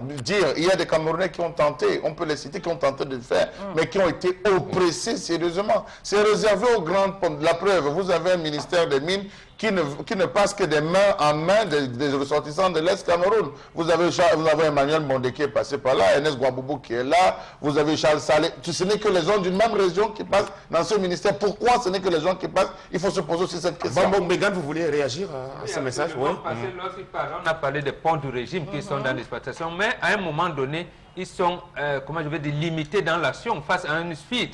Une société comme la SFID, vous ne pouvez pas. C'est quand même les mastodontes. C'est le groupe Tanri, le groupe français, vous ne pouvez pas. Donc en réalité, et là vous avez posé la question pertinente à l'époque, c'est-à-dire, nous, ils devaient au moins se comporter en nationaliste, en disant, on coupe le bois, mais on protège quand même. Parce que c'est la campagne de reboisement, en fait, qui a amené Greenpeace à prendre ces mesures-là. Il a dit, mais vous coupez, vous ne reboisez pas. Alors qu'on avait mis certaines essences dans les sachets de pépinières, on n'a jamais planté SAM depuis 1992. Et cette initiative. Voilà, autre voilà, message. donc Oui. un message signé de Owona depuis Yaoundé qui nous dit « Le parc à bois d'Anvers en Belgique contient des essences qui seront utilisées dans 500 années. » Parce que les Belges pensent aux générations futures. À Ngambetikar, à Yoko, Azim avait obtenu une concession de 18 ans sur une parcelle, mais a exploité cette parcelle en 3 ans et ont démonté, ensuite ils ont démonté leur usine à Biakwa, pardon, en Bangassina. Oui. Voilà, en Bangassina. Après 40 ans d'exploitation, le site d'exploitation de Coran a été totalement démonté et le village est devenu plus pauvre qu'avant. La faute revient aux décideurs camerounais qui sont des égoïstes et s'engraissent sans penser aux générations futures. Je vais ajouter parce qu'il a parlé de Ngambetika. Non, à côté, nous avons Ndek, le village Ndek, le village de Nyamgwa. C'est des villages qui ont été véritablement, même à Ngoro, le village de Ngoro, c'est des villages qui ont été véritablement spoliés à ce jour. De Justin Dioro, à l'époque, effectivement, ça, il a bien fait de relever ça. Effectivement, là au moins, les pouvoirs publics ont demandé, et ce n'est même pas le pouvoir public, c'est précisément les ONG internationales qui ont demandé à ce groupe Azim de se retirer. Et Azim s'est retiré, il veut se lancer maintenant dans l'agro-industrie. Voilà. Et tout, effectivement. Or, pour le cas de la SFID, il continue. Alors, le téléspectateur évoquait le fait que les gens chez nous se comportent comme s'ils ne pensaient pas aux générations à venir. C'est ça le problème fondamental, on ne le rappellera jamais assez. Anvers en Belgique, c'est vrai, 500 ans. C'est l'Occident, on pense 500 ans, et effectivement, donc On pense à l'avenir, on pense aux générations qui vont arriver, mais chez nous ici, on s'est dit que bon, quand on est passé, on est passé. Donc, tant pis pour les autres. Voilà. Donc, cet autre message, the government needs to do something about the quantity and quality of wood leaving this country. In future, we shall not even have wood for our own use. Très bien. On prend à présent les actualités des réseaux sociaux. On reviendra lire les messages tout à l'heure. Les réseaux sociaux à présent, qu'est-ce que vous avez prévu, Meggy? Oui, merci Sam Sévérin. Donc la toute première actualité qui fait beaucoup jaser sur le net, c'est justement cette nomination en tant que président du conseil d'administration de l'Académie camerounaise de football de M. Issa Hayatou par le président de la République qui suscite pas mal de réactions de la part des internautes. Voilà. Voilà, l'ANAFOOT, c'est comme cela. Je ne sais pas si le nom avait déjà été trouvé avant, ou bien on a trouvé le nom au même moment de leur nomination intervenue. Donc, hier est rendu public Issa Hayatou, PCA. Bon, première grille d'analyse, c'est qu'il revient au devant de la scène après avoir été quelque peu éclipsé à la tête de la Confédération africaine de football. Oui, j'ai envie de vous dire, méfiez-vous, Sam, c'est quand même la famille Hayatou, hein, l'amido de Garoua, le principal amido de Garoua, qui était l'un des bras droits d'Amadou Ahidjo. Donc, c'est pas n'importe qui. Mais en fait, pour la petite histoire, vous avez dit, lorsque le président Biya commence cette histoire-là, c'était le 10 février 2010, après la débâcle des Lions en Angola. Il avait promis l'Institut supérieur du football. Et on a organisé, quelques temps après, je pense que c'était en mai, la même année, le Forum national sur le football. Et je me rappelle, le ministre Tonyembo qui présidait une des commissions là, donc Joseph Antoine et Miko Haché étaient rapporteurs pour ce cas. Ils avaient proposé deux noms, l'Institut, effectivement, supérieur du football et l'Académie. Mais le problème se posait au niveau du contenu. Va-t-on former les footballeurs analphabètes? C'est-à-dire que l'académie, vont-ils fréquenter où? Et quelle la tranche d'âge c'était de 15, on peut les prendre entre 15 et 18 ans. Mais c'est une affaire bien trop sérieuse à laquelle vous avez pris part. Bon, je me rappelle parce qu'il y avait tous les enseignants de très haut niveau, les professeurs Mendozé, les Joseph Moui, qui étaient associés. Et c'est pour cela qu'il fallait trouver quelque chose qui soit intellectualisé. Tout à fait. Et là, effectivement, le ministre Tonien Mbok avait dit, mais attendez, vous voulez parler de l'université du football, où se trouve l'école secondaire de football, l'enseignement secondaire. Vous voulez partir de la maternelle à l'université? En réalité, il faisait allusion à ce championnat qui n'existe pas, surtout au niveau de la catégorie jeune. Il dit, où se trouvent donc les jeunes aujourd'hui? Il leur dit, entre 15 et 18 ans, l'enfant, nous voulons que l'enfant fasse l'école. Il est entre la classe de 3e, seconde. Il sera dans quel système éducatif, anglophone ou francophone? Sera-t-il dans l'enseignement technique ou l'enseignement général? Cette académie sera conçue comment? Et là, je vous ai dit, vous avez posé une question à la radio aujourd'hui qui était très pertinente à ce niveau. Donc, ce n'est pas au moment où il a nommé les gens qu'on va commencer à mettre un contenu. Il fallait mettre un contenu. Sur le contenu. Revenons sur la personnalité. Mais maintenant, la personnalité d'Hayatou. Hayatou, voilà. Tendance. Beaucoup de gens, comment tu es fier? Beaucoup de gens pensent que à 71 ans, vraiment, avec tout ce qu'il a déjà connu, est-ce qu'il n'aurait pas pu vraiment rester et prendre sa retraite? Est-ce qu'il est obligé de rebondir forcément? Non, c'est toujours les mêmes personnes qu'on va chercher. C'est un patriarche. Il a beaucoup. Ça veut dire quoi, patriarche? Ça veut dire qu'il c'est quelqu'un qui s'y connaît en bon français, qui connaît le conseil qu'il va donner aux gars. Donc, quand les gens, j'ai vu comment les gens l'ont insulté sur les réseaux sociaux, arrière-grand-père, repose-toi, il ne se repose pas. Il a à vous dire. Il y a des choses que les gens ne peuvent pas faire. Parce que il connaît ce qui est bien pour vous. Parce que les jeunes sont seulement pressés à s'agiter, on peut faire ceci, on peut faire ceci. Non, pour courir, pour sauter, il faut d'abord se reculer. Alors, vous allez écouter ses conseils et marcher à son rythme. En marchant à son rythme, vous allez évoluer. Ils connaissent. Et surtout que ce n'est pas lui qui gère au quotidien. On a nommé Enongachou, l'entraîneur des filles. Tu te rappelles, les filles? Oui, c'est lui le directeur général, en fait. Le voilà. Non, il méritait. Enongachou est jeune. Il est jeune, c'est bon. Pourquoi lui, on l'a pas insulté? Ce n'est que mon père, il sait qu'on vient insulter. Ne l'insultez plus. Les deux, là, je leur dois beaucoup de respect. Vous m'appelez Damamé Atalakou, oui. Je dis Mamé Atalakou. Ok. Bon, alors, Charles Hamel, pour revenir, parler d'abord de Issa Yatou. Peut-être tout à l'heure, on reviendra sur le cas de Enongachu. Karl. Oui, je sais qu'il a mis, Issa Yatou a mis long. Il a acquis quand même tout au long de son histoire une expérience au sein de l'instance fêtière du football dans le monde entier. Il a été à la CAF, il a été à la FIFA, il a jonglé là. Je crois qu'il a les rouages de ce système. Et c'est peut-être pour ça que le choix a été porté sur lui. C'est vrai que s'il était rentré, il restait au quartier. Certains auraient préféré qu'on le nomme conseiller, même si on l'avait même mis comme conseiller. Ça aurait fait jaser beaucoup de personnes. Mais je pense que la place qu'il a à PCA, il n'a pas besoin de beaucoup travailler. Il va être entouré des jeunes à qui non, il va donner PCA, des c'est conseils. important, Charles. Non, non, je dis Sam Séverin, il va donner. Déjà que la première, on l'a nommé PCA. Les sièges sont où? Le siège de l'académie, c'est où? C'est comme le L'académie même est où? Il ne faut pas que ça soit comme le lycée des Mbokis. Ce sera ça, bonbon. Donc on l'a nommé parce qu'on ne voulait pas qu'il entre, qu'il disparaisse totalement. Il fallait qu'il réapparaisse quelque part et on l'avait dit. Parce qu'il y a des gens et des familles dans ce pays qui ne doivent pas disparaître. On l'avait dit, oui, on l'avait dit ici sur ce même plateau, Sam Séverin, que de la manière qu'on l'a débarqué de la CAF, il va venir rebondir au Cameroun. Mais on ne savait pas où. Les gens le voient au ministère de la Jeunesse. Je crois que désormais, Bidon Pat va dormir en paix parce qu'on l'a envoyé. Très bien. On ne doit pas se reposer dans ce pays. Ce n'est pas nous. Le général Semenge lui-même, il est toujours. Franck Api avait dit quoi? Il avait dit c'est un aîné, c'est un patriarche. Chez nous, on respecte les patriarches. Il faut laisser tendance. C'est ce qu'ils vont dire. Donc, ça à la télé. Le général Semenge est son aîné.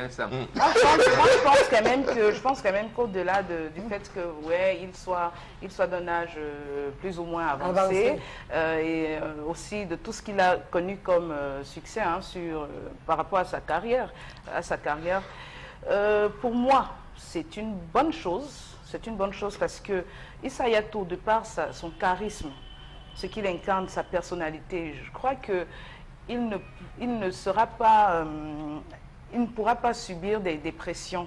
Parce qu'on voit ce qui se passe à la FECAFO. Ah bon, c'est ce que vous croyez alors? Oui, subir vous des savez pressions. comment elle est partie de la CAF alors? Non, mais je veux dire, pour ce qui est de l'Académie camerounaise de football, je ne vois pas qui pourra facilement se lever pour venir peut-être le corrompre ou lui dire non, il faut faire les choses comme ça. Voilà, je crois que ça... Vous avez vu à la place Joseph-Antoine Bell ou à la place, effectivement. Bon, comme PCA, moi, j'ai même pas de souci, c'est vrai. Ça me dérange juste parce qu'on est dans une république où on a besoin quand même de voir d'autres noms émerger. Tant pis, nous autres, on n'a pas la chance de venir de ces grandes familles-là. Bon, au-delà de tout, revenons sur le profil de Karl Enongachu. Parce que l'académie de football, c'est quoi en réalité, Mbombog Mengan? C'est quelque chose de bien trop grand sur le modèle de ce qui se fait de mieux au monde, Aspire au Qatar. J'ai eu le bonheur, la chance de visiter Aspire. Et ce matin, à la radio, on a posé la question à Michel Karam, qui était au Qatar avec nous, et qui avait dit, non, il faut laisser l'agenda du politique. Parce que, bon, c'est ça au Cameroun, tout ce qui est décidé par le président, il faut qu'on applaudisse. Mais non, on ne peut pas tout applaudir quand on connaît. Quand vous êtes un technicien, Karl Enongachu, je le dis et je le maintiens, il était encore assez jeune pour quelque chose d'aussi grand. Si on voit grand, une affaire comme celle-là, parce que c'est sur le modèle sport-études. Ça veut dire qu'on doit avoir là-dedans des écoles, des universités. Je veux dire, avec de très bons techniciens de très haut niveau que vous devez gérer en réalité. Donc on devait aller chercher. Ce pays a des personnes qui ont fait ce football à un très haut niveau. Vous avez des Cyril Makanaki qui sont à l'étranger. Il y a beaucoup de noms au-delà, si on ne veut pas le nom de M. Joseph-Antoine Bell. Donc non, il y a beaucoup de personnes. Mais Sam, est-ce que le poste de PCA, c'est le seul poste? Non, on a dit qu'il a un poste de directeur général. Moi, je pense que Enongachu a le profil. Il a le profil. Je crois qu'il a non seulement le profil, mais il a le charisme. Il a le charisme de gérer cela, Sam Séverin.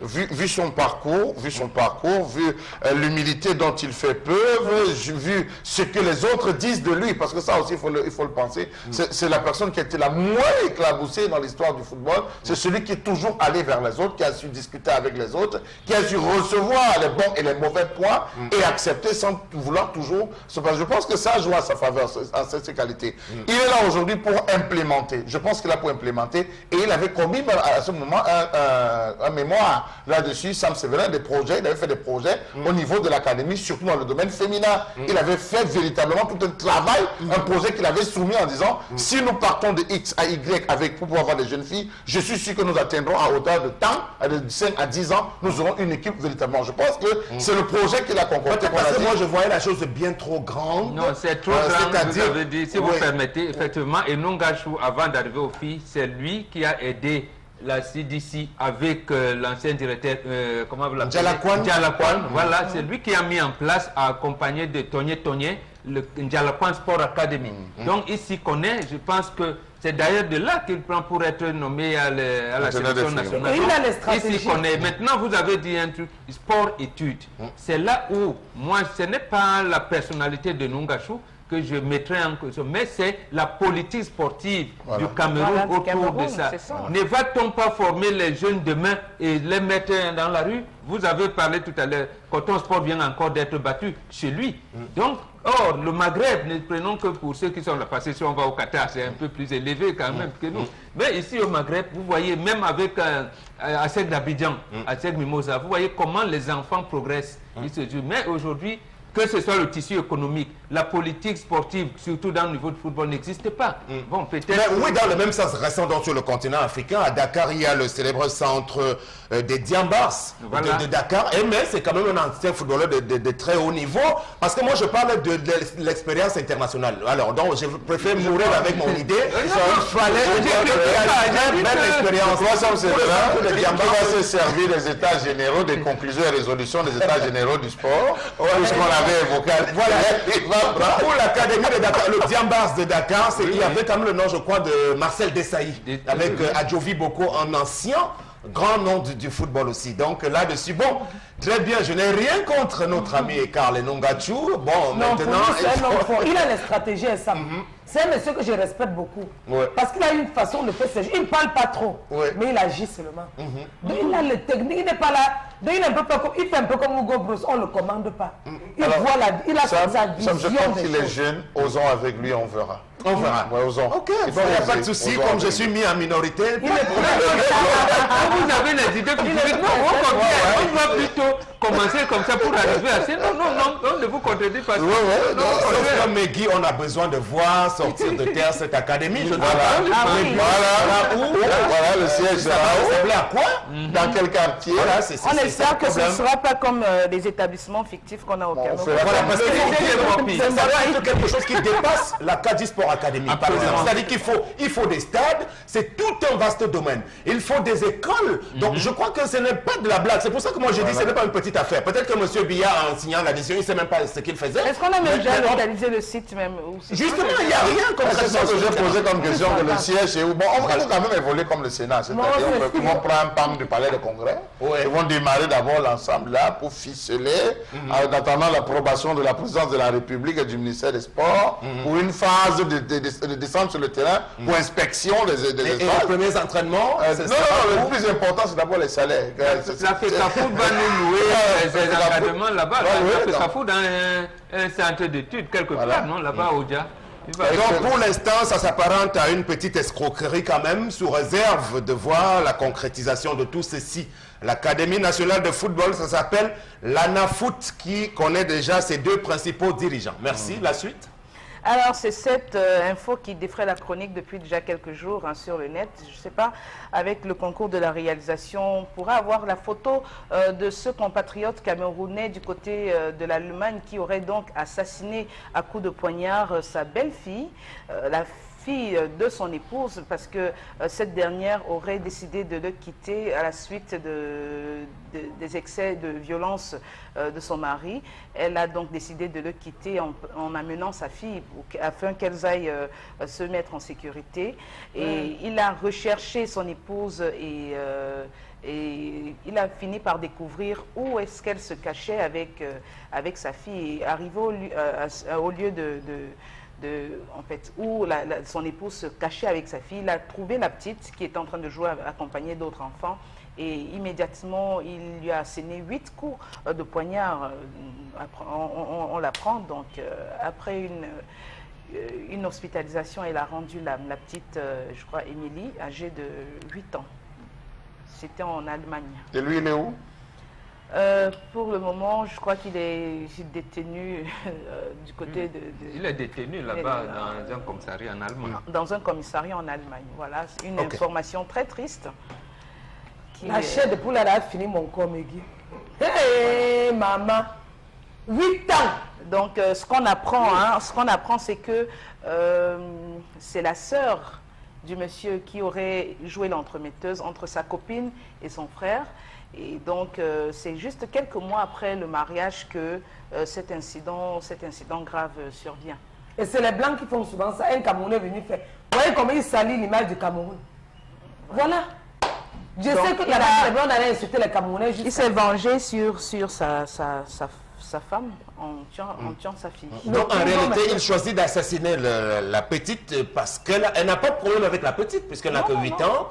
Donc le problème, c'est avec sa femme qui a choisi de le quitter. Oui, en réalité, la femme a quitté parce que le monsieur est violent. Il la tapait Il tapait régulièrement sa femme de manière violente. Sa femme se serait plaint auprès de son amie, qui est la sœur de monsieur. Et rien n'en a changé. Donc la femme a donc pensé qu'elle pouvait quand même se mettre à l'abri quelque part avec sa fille qu'elle a eue avant. Chez une amie. Une amie qu'elle a eue avant, la fille qu'elle a eue avant de se marier. Et le monsieur il a donc eu l'information que la femme était quelque part. Il est allé chercher son épouse, ne l'a pas trouvée. Il a tué l'enfant. Alors, est-ce qu'il n'était pas déséquilibré mentalement quelque part? Bon, pour le moment, on ne dit encore rien, mais apparemment, il n'était pas déséquilibré. Non, mais par contre, au fur et à mesure que le temps passe, il y a des informations qui filtrent. Il se pourrait qu'il avait, dans une première relation avec une blanche, justement connu de pareils problèmes. Donc, dans cette précédente relation, il y avait effectivement encore de la violence. Il battait sa compagne et quand il a été interpellé, je crois qu'il a essayé de se couper les veines ou de se tuer. Donc, sa sœur, apparemment, parce que des internautes qui déversent beaucoup de colère à l'encontre de sa sœur qui a joué l'entremetteuse. Donc, ils soutiennent que cette dernière était au courant du déséquilibre ou alors du caractère très violent de son frère et qu'elle a choisi de ne pas le dire à sa copine. Donc, beaucoup la tiennent un peu responsable de ce qui se passe. Alors, Charles Hamel, comment peut-on appréhender une telle information? C'est vraie tendance relève la réputation du Cameroun, les Camerounais en réalité, qui passent finalement pour être des parfaits sauvages. C'est de la pure sauvagerie. Je continue de m'interroger, est-ce que le personnage n'avait pas un petit souci avec ses facultés mentales? Je finis par conclure que à ce jour, les animaux sont plus civilisés que nous, les êtres humains. Excusez-moi du peu. Lorsque vous voyez des colonies de singes, chimpanzés vivre, vous vous rendez compte que nous, les hommes aujourd'hui, nous qui avons le cogito ergo, nous qui avons le discernement du bien et du mal, nous nous retrouvons à être très dangereux.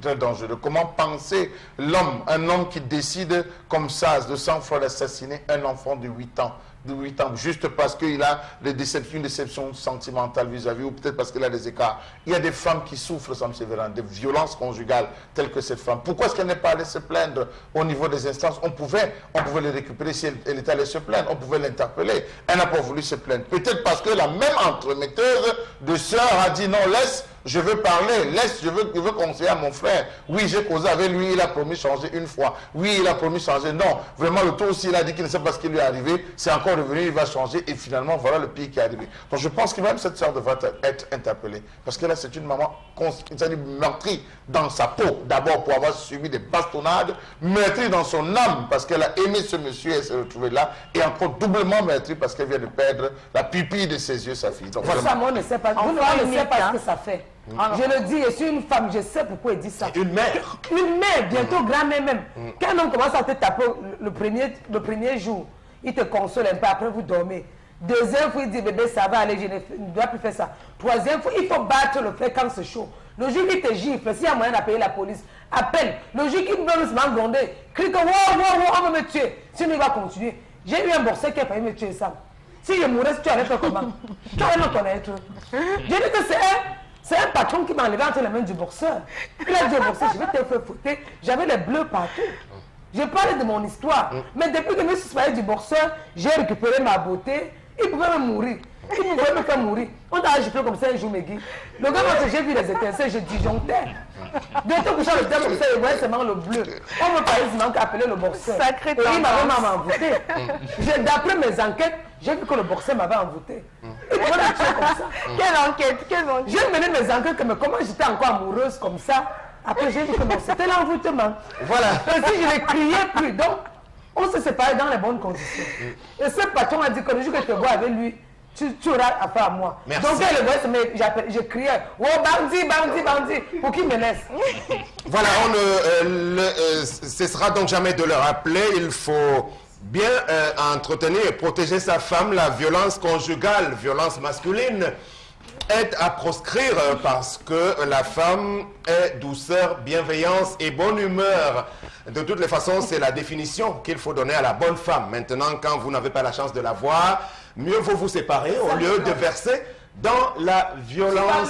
Voilà, c'est ça. Il y a un moment où je ne vois même plus bien. Alors, l'histoire de ce Camerounais d'Allemagne qui assassine la petite fille de son épouse, de sa compagne, je crois, à défaut de la décapitation sur la place publique, il mériterait la prison à perpétuité aussi. Non, je mérite qu'on applique la règle générale chez les Arabes, qu'il soit fouetté 1350 coups sur la place publique, d'abord, avec les flagelles, là, 1350 coups. Très bien. Merci beaucoup, Megui, pour ces informations. À votre suite, j'ajouterai juste en bref cette actualité qui concerne un animateur de télévision en France, Cyril Hanouna, qui est l'objet d'une certaine controverse aujourd'hui de la part de ses collaborateurs. On estime qu'il est au centre d'une affaire parce qu'il a bénéficié de la part de Bolloré, le groupe Bolloré qui, comme vous le savez, est le patron du groupe Canal+, et de la chaîne C8 et CNews aussi.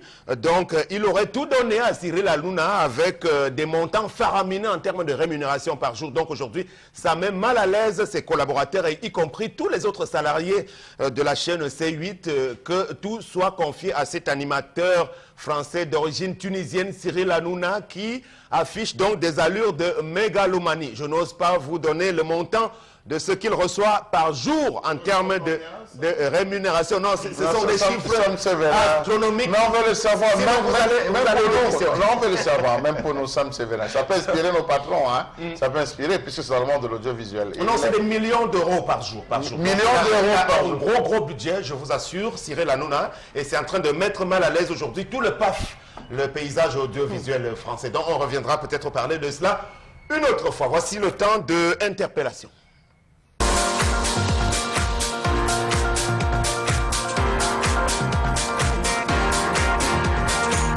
We are inside this our country, Cameroon.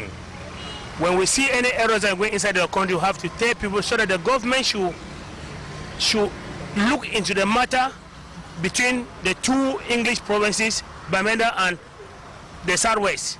Because now many children are not going to school. Since up to today, we are having almost 4 months today that children have been staying inside the house without going to school. Right up to today, there is no solution. They should try every means to have a dialogue with those two provinces. We are all one. We are all one. All of us, we are Cameroonians. So they should try all possible means to meet in touch with those people to get a dialogue with them so that children should be back in school. Secondly, again, what I want to say, concerning again, the road also going to Bamenda, the road is not nice. We're having a bad road from Babaju to Bamenda. You take 4 hours when you are leaving Douala to Bamenda. You take 4 hours. So right up to we don't know what the government is doing. Tell you again, when we talk of senator, we don't see that we have senators inside this our country. Because there's the senator that have the right to go and tell the president that you people should stop. This is what we need. This is what we need. But since then, that things have been going wrong inside the country. The senator are just sitting down, looking places.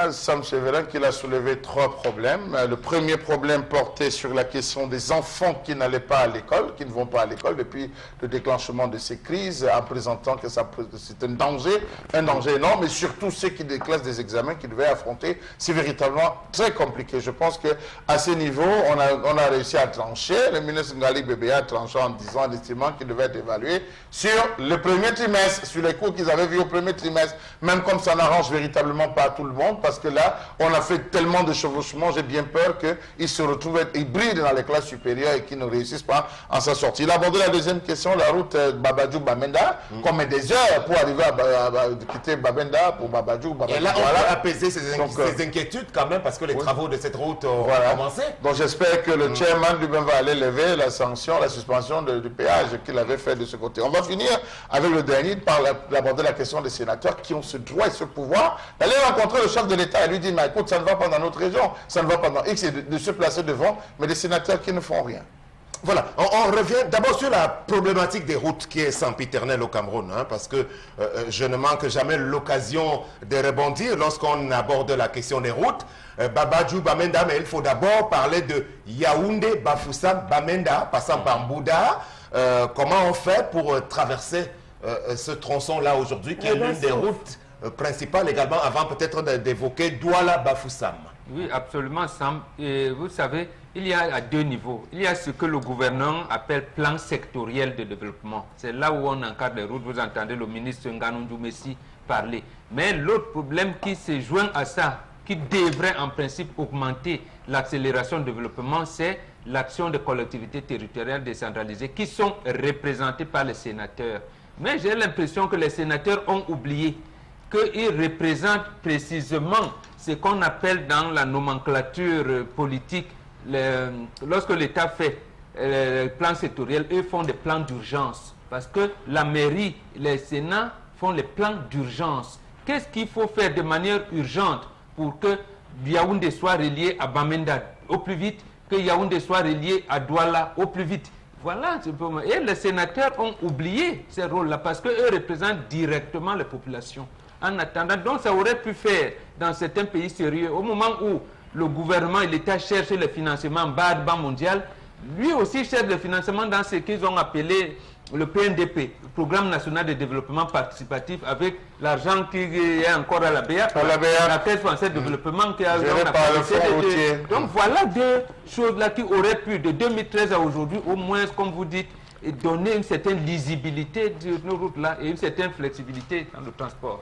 Alors, à quoi nous servent nos sénateurs? On peut très légitimement se poser la question, tel que vous en parlez, vous donnez le sentiment qu'ils sont assez consciencieux. Je n'ai pas ce sentiment-là, parce que le Sénat tel qu'il a été mis en place, on sait dans quelles conditions ici chez nous, et ils ne sont là davantage que peut-être pour amuser la galerie. On le dira donc avec une petite dose de mauvaise foi ce matin, parce que nous sommes dans la satire. Mais très sincèrement, reconnaissons que nos sénateurs, depuis qu'ils sont là, ne se sont pas encore illustrés par une action d'envergure. Les députés avaient d'abord fait quoi, Sam Sévérin? Les députés ont fait quoi? Les députés votent les lois. Non, ils ont fait quoi? Non, mais c'est pour dire ça. Il n'y a pas de mauvaise foi, ce que vous dites. Ils ont oublié leur mission. Non, ils sont en train de prendre les langues. On ne peut pas se lever comme ça. On doit d'abord faire un plan écrit. Que dans telle zone, il y a tel problème. Ici, on doit faire ci, ici, on doit faire... On ne va pas se lever comme ça, faire que les gens ne regrettent. Après, on prend le temps. C'est pour ça que ces jeunes-là font les choses. Après, ils regrettent. En 2008, les gars ont fait le désordre, brûlé le goudron. Aujourd'hui, c'est vous qui pleurez. Maintenant, alors que si, à l'époque, les gars s'étaient calmés, c'est que ça va mieux maintenant. Donc, les sénateurs sont là, ils savent ce qu'il y a à faire. Ils réfléchissent d'abord.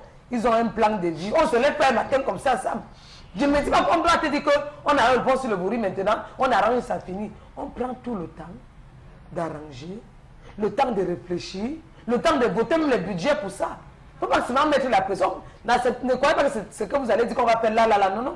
Alors moi je pense que la mise en place du Sénat camerounais n'avait pas obéi aux règles de l'orthodoxie en la matière. Parce que, rappelons-nous, il y a d'abord une bonne partie, je ne sais pas combien, une trentaine que le chef de l'État doit désigner. Tout à fait. Et c'est parmi cette trentaine qu'il est allé choisir, lui encore, le chef de l'État, qui devait être le président. Ça veut dire que Marcel Niat, qui est le président du Sénat aujourd'hui, n'est pas un sénateur tout à fait légitime au sens où il devait être élu d'abord, même s'il devait arriver des rangs du RDPC. Ça, c'est quelque chose qu'on manque souvent de rappeler. Donc, forcément, c'est un parlement qui est inféodé nécessairement au pouvoir exécutif. Donc, forcément, encore, c'est Paul Biya qui est la clé de voûte de tout. Et ils sont obligés de ne pas faire grand-chose. Si tu as des secteurs qui vivent plus à Yaoundé que dans leur zone, ils seront au courant des problèmes. Ils ont mis un numéro, le 8555. Vous appelez, il y a des gens qui vont vous donner des audiences pour remplir les audiences. Je souhaiterais rencontrer tel sénateur, c'est pourquoi, c'est par rapport à X ou par rapport à Y, d'accord, on va consulter l'agenda, on vous appellera, alors laissez votre numéro, vous laissez votre numéro, jamais vous ne l'appelez. Pour dire en fin de compte, c'est vrai que la légèreté avec laquelle les élus du peuple prennent les choses du peuple en main, ça me dénote véritablement du système tout entier. Parce que jamais vous n'avez vu. J'ai aperçu la sénatrice du Vouri, peut-être une ou deux fois, elle a traversé, il y avait une situation, je dis il y avait une situation qui donnait un beau monde ici là au niveau de la salle de fête d'Aqua, il y avait vraiment une population, elle l'a traversé avec son véhicule. C'est moi qui dis Bensikina, mais voilà la sénatrice. Là, voici qui est en train de passer. Ils ont commencé à lever les mains. Elle a demandé à son chauffeur de regarder comme la règle. Je dis de regarder comme la règle. Vraiment. Ne donnons pas de poids à des gens qui ne veulent pas. Le sénateur Jean-Jules Ebongengo, on ne le voit plus beaucoup. Quand il était délégué régional des enseignements scolaires, c'est quelqu'un qui était très très vite. Il aimait beaucoup la télévision, les caméras. Mais depuis que les sénateurs ont un poste de premier plan, on ne le voit plus. Il s'est embourgeoisé. Nous avons aussi le chef de Il ne faut pas qu'ils se dédisent. C'est normal qu'ils disent aujourd'hui, qu'ils prennent une posture contraire à celle qu'il avait avant. Il ne va pas aussi être vulgaire. Merci beaucoup. C'était donc interpellation de notre cher téléspectateur et on réagissait dessus.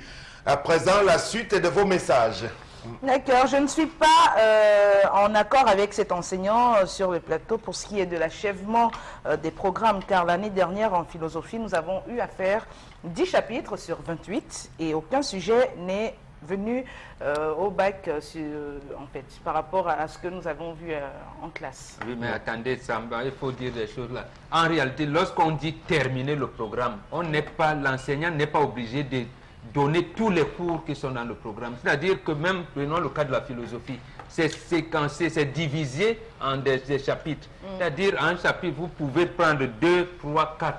C'est comme ça que ça se fait. Vous n'êtes pas obligé de faire tout. Et puis, est-ce que c'est de leur faute? C'est-à-dire que si on a raccourci l'année scolaire, l'enseignant forcément ne peut pas terminer son programme, puisque on dit que le 3e trimestre, c'est juste 2 à 3 semaines. Bon, depuis on pose la question du mois de mai qui est le mois le plus court sur le plan scolaire. Nous avons la fête du travail, c'est toute une semaine. Nous avons la fête du 20 mai, c'est toute une semaine. Nous avons la fête de Pâques, c'est toute une semaine. Nous avons la Pentée, la sanction, c'est toute une semaine. Mais vous voulez qu'on fasse le Ramadan. On a des enfants de 6e qui sont déjà en congé. Ça fait une semaine et plus qui sont déjà en congé. Alors on est qu'en mai là. Non, mais quand même.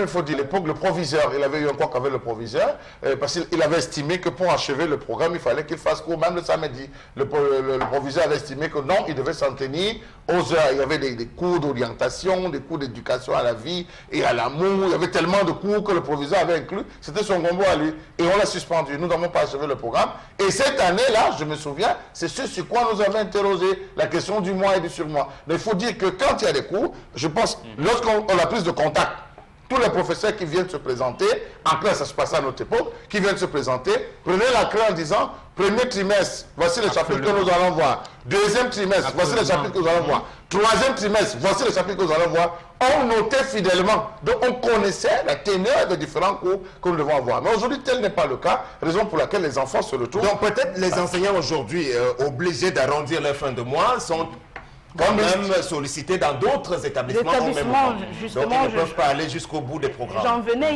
il y a tellement de paramètres qui rentrent en jeu. Non seulement ça, sur le plan financier, ces enseignants qui sont pas bien payés, ça il faut le dire honnêtement, et qui sont obligés d'être dans plusieurs établissements. Donc, ils peuvent pas, sauf relevant de la simple magie, finir leur programme dans tous ces établissements-là. Encore, il y a des détails qui sont quand même importants. Avant, quand on allait à l'école, on avait un emploi du temps de la semaine. Aujourd'hui, ça n'existe pratiquement pas. On a des élèves du primaire qui sont surchargés, qui vont à l'école, il faut juste soupeser leur sac. Avec tout. Avec tous les livres, avec tous leurs livres, tous leurs cahiers. Et aujourd'hui, avant, nous, on avait peut-être 6 livres. Maintenant, les enfants ont 20 livres. 30 cahiers. Il faut... Tout cela au même moment.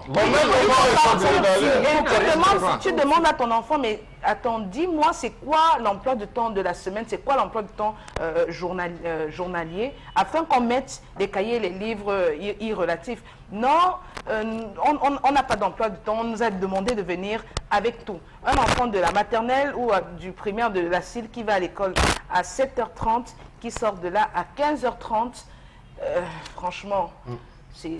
Revenez même avec les anciens livres de notre époque. À mon époque, il y avait mon livre. On s'attend à quoi? Et il faut que le programme finisse. Il faut que le programme finisse. Parce que moi, à la lecture des messages, là, je vois des élèves qui réagissent, qui disent que non, dans tel établissement, il y a eu néant au baccalauréat C, parce que justement, le programme n'a pas été achevé. On nous a interrogé sur ce qu'on n'a pas vu. Il ne faut pas oublier qu'il y a une continuité. Quand ils ont ce bac-là, ils n'ont pas fini. Quand par chance, ils ont ce bac et ils n'ont pas fini leur programme. À l'université, on ne sait pas, on ne veut pas savoir si vous avez fini le programme ou pas. Il y a cette continuité-là. Et après, vous avez... Alors, quand on se plaint à dire que le système éducatif dans son ensemble au Cameroun sécrète des milliers de diplômés, mais finalement, ce sont des diplômés au rabais, en réalité, qui, pour le phénomène du chômage, ne peuvent pas trouver du travail aussi assez facilement parce qu'ils ne sont pas au bon niveau. Ça, c'est un gros problème. Donc, ce sont des choses qui relèvent simplement d'un système qui n'a pas pris la bonne mesure de son efficacité et il faut le revoir. De fond en comble ce système aujourd'hui. Mais, Sam Sévérin, nous sommes pratiquement en fin d'année. Faites le tour des différents établissements et demandez aux censeurs de vous remettre la fiche, le programme. Demandez-lui de vous remettre, qu'il vous remette les registres classe par classe. Vous allez vous rendre compte de ce qui se passe. La suite des messages, Megui. Voilà, je ne suis pas d'accord. Non, c'est pas celui-là, je l'ai déjà lu, pardon. Je m'inscris en faux sur les propos de monsieur Simplice Nyo, notre invité sur le plateau tout à l'heure, car j'ai fréquenté un lycée dont je tairai le nom. Et quand je faisais première, il y a eu néant au baccalauréat C de cette année-là, car le professeur de mathématiques n'avait même pas fait la moitié de son programme, car ce professeur donnait cours dans plusieurs lycées de la place. Je pose la question à tous et à toutes. Une terminale néant au cours d'une année scolaire, quel sera donc l'impact sur le mental des cadets de première? C'est de Peggy Digno Eltique depuis Bonabéry Douala. Oui, ça donne une mauvaise image. Il appartenait au proviseur, au chef d'établissement d'interpeller l'enseignant. Voilà. En réalité, comme il dit, il y a en plus du travail des censeurs, parce que eux, c'est eux les préfets des études, il y a les inspecteurs pédagogiques qui doivent passer tout le temps pour regarder à quel niveau se trouvent les élèves pour voir et tout, et les rappeler à l'ordre si possible. Et là, ce travail n'est pas fait, malheureusement. Un autre message, cette fois relatif au sujet de Charles Armel sur l'exploitation du bois. Donc, à Yabassi, c'est grave. Chaque jour, en moyenne, 5 à 6 camions de bois sortent pour Douala. Mais seulement nettoyer cette route de 90 km de Douala, ils sont incapables. Où allons-nous réaliser les parcs pour animaux? Le problème du réchauffement climatique ne leur dit rien. Oh mon pays, c'est Patrick depuis PK14. Voilà. Je vous ai dit qu'ils se sont déversés là-bas. Je vais encore dire quoi ça. Moi, c'est comme celui-là dit, c'est ce que moi me voulais dire. Et c'est que ton ami Longuel... Alors c'est une particularité, c'est-à-dire la région de l'Est enclavée, sous-développée, paupérisée, et c'est de là que vient tout le bois. Maintenant, Yabassi également, qui est totalement abandonné, mais qui produit du bois. Voilà. S'il y avait donc les assemblées, comme vous avez dit tout à l'heure, des sénateurs, si ce sont les assemblées régionales qui avaient élu les sénateurs, comme vous Il est déjà un député, M. Gaston Combat de... Lui, il élu les lois à l'Assemblée, ce n'est pas de son ressort. Il est actuellement combattu. Il est très combattu de ce côté. Mais vous savez que c'est lui qui a aussi la mairie. C'est la même famille qui a la mairie. L'Onkama a un sénateur qui s'appelle M. King. Dans les 10 sénateurs du Bouri, l'Onkama en a un. Donc il faudrait qu'il interpelle les autorités. Donc s'il s'est comporté comme le représentant de la collectivité territoriale décentralisée, il aurait porté sa voix. Sam Sévérin, je vous assure qu'à l'heure actuelle, il y a une guerre dans l'ONCAM.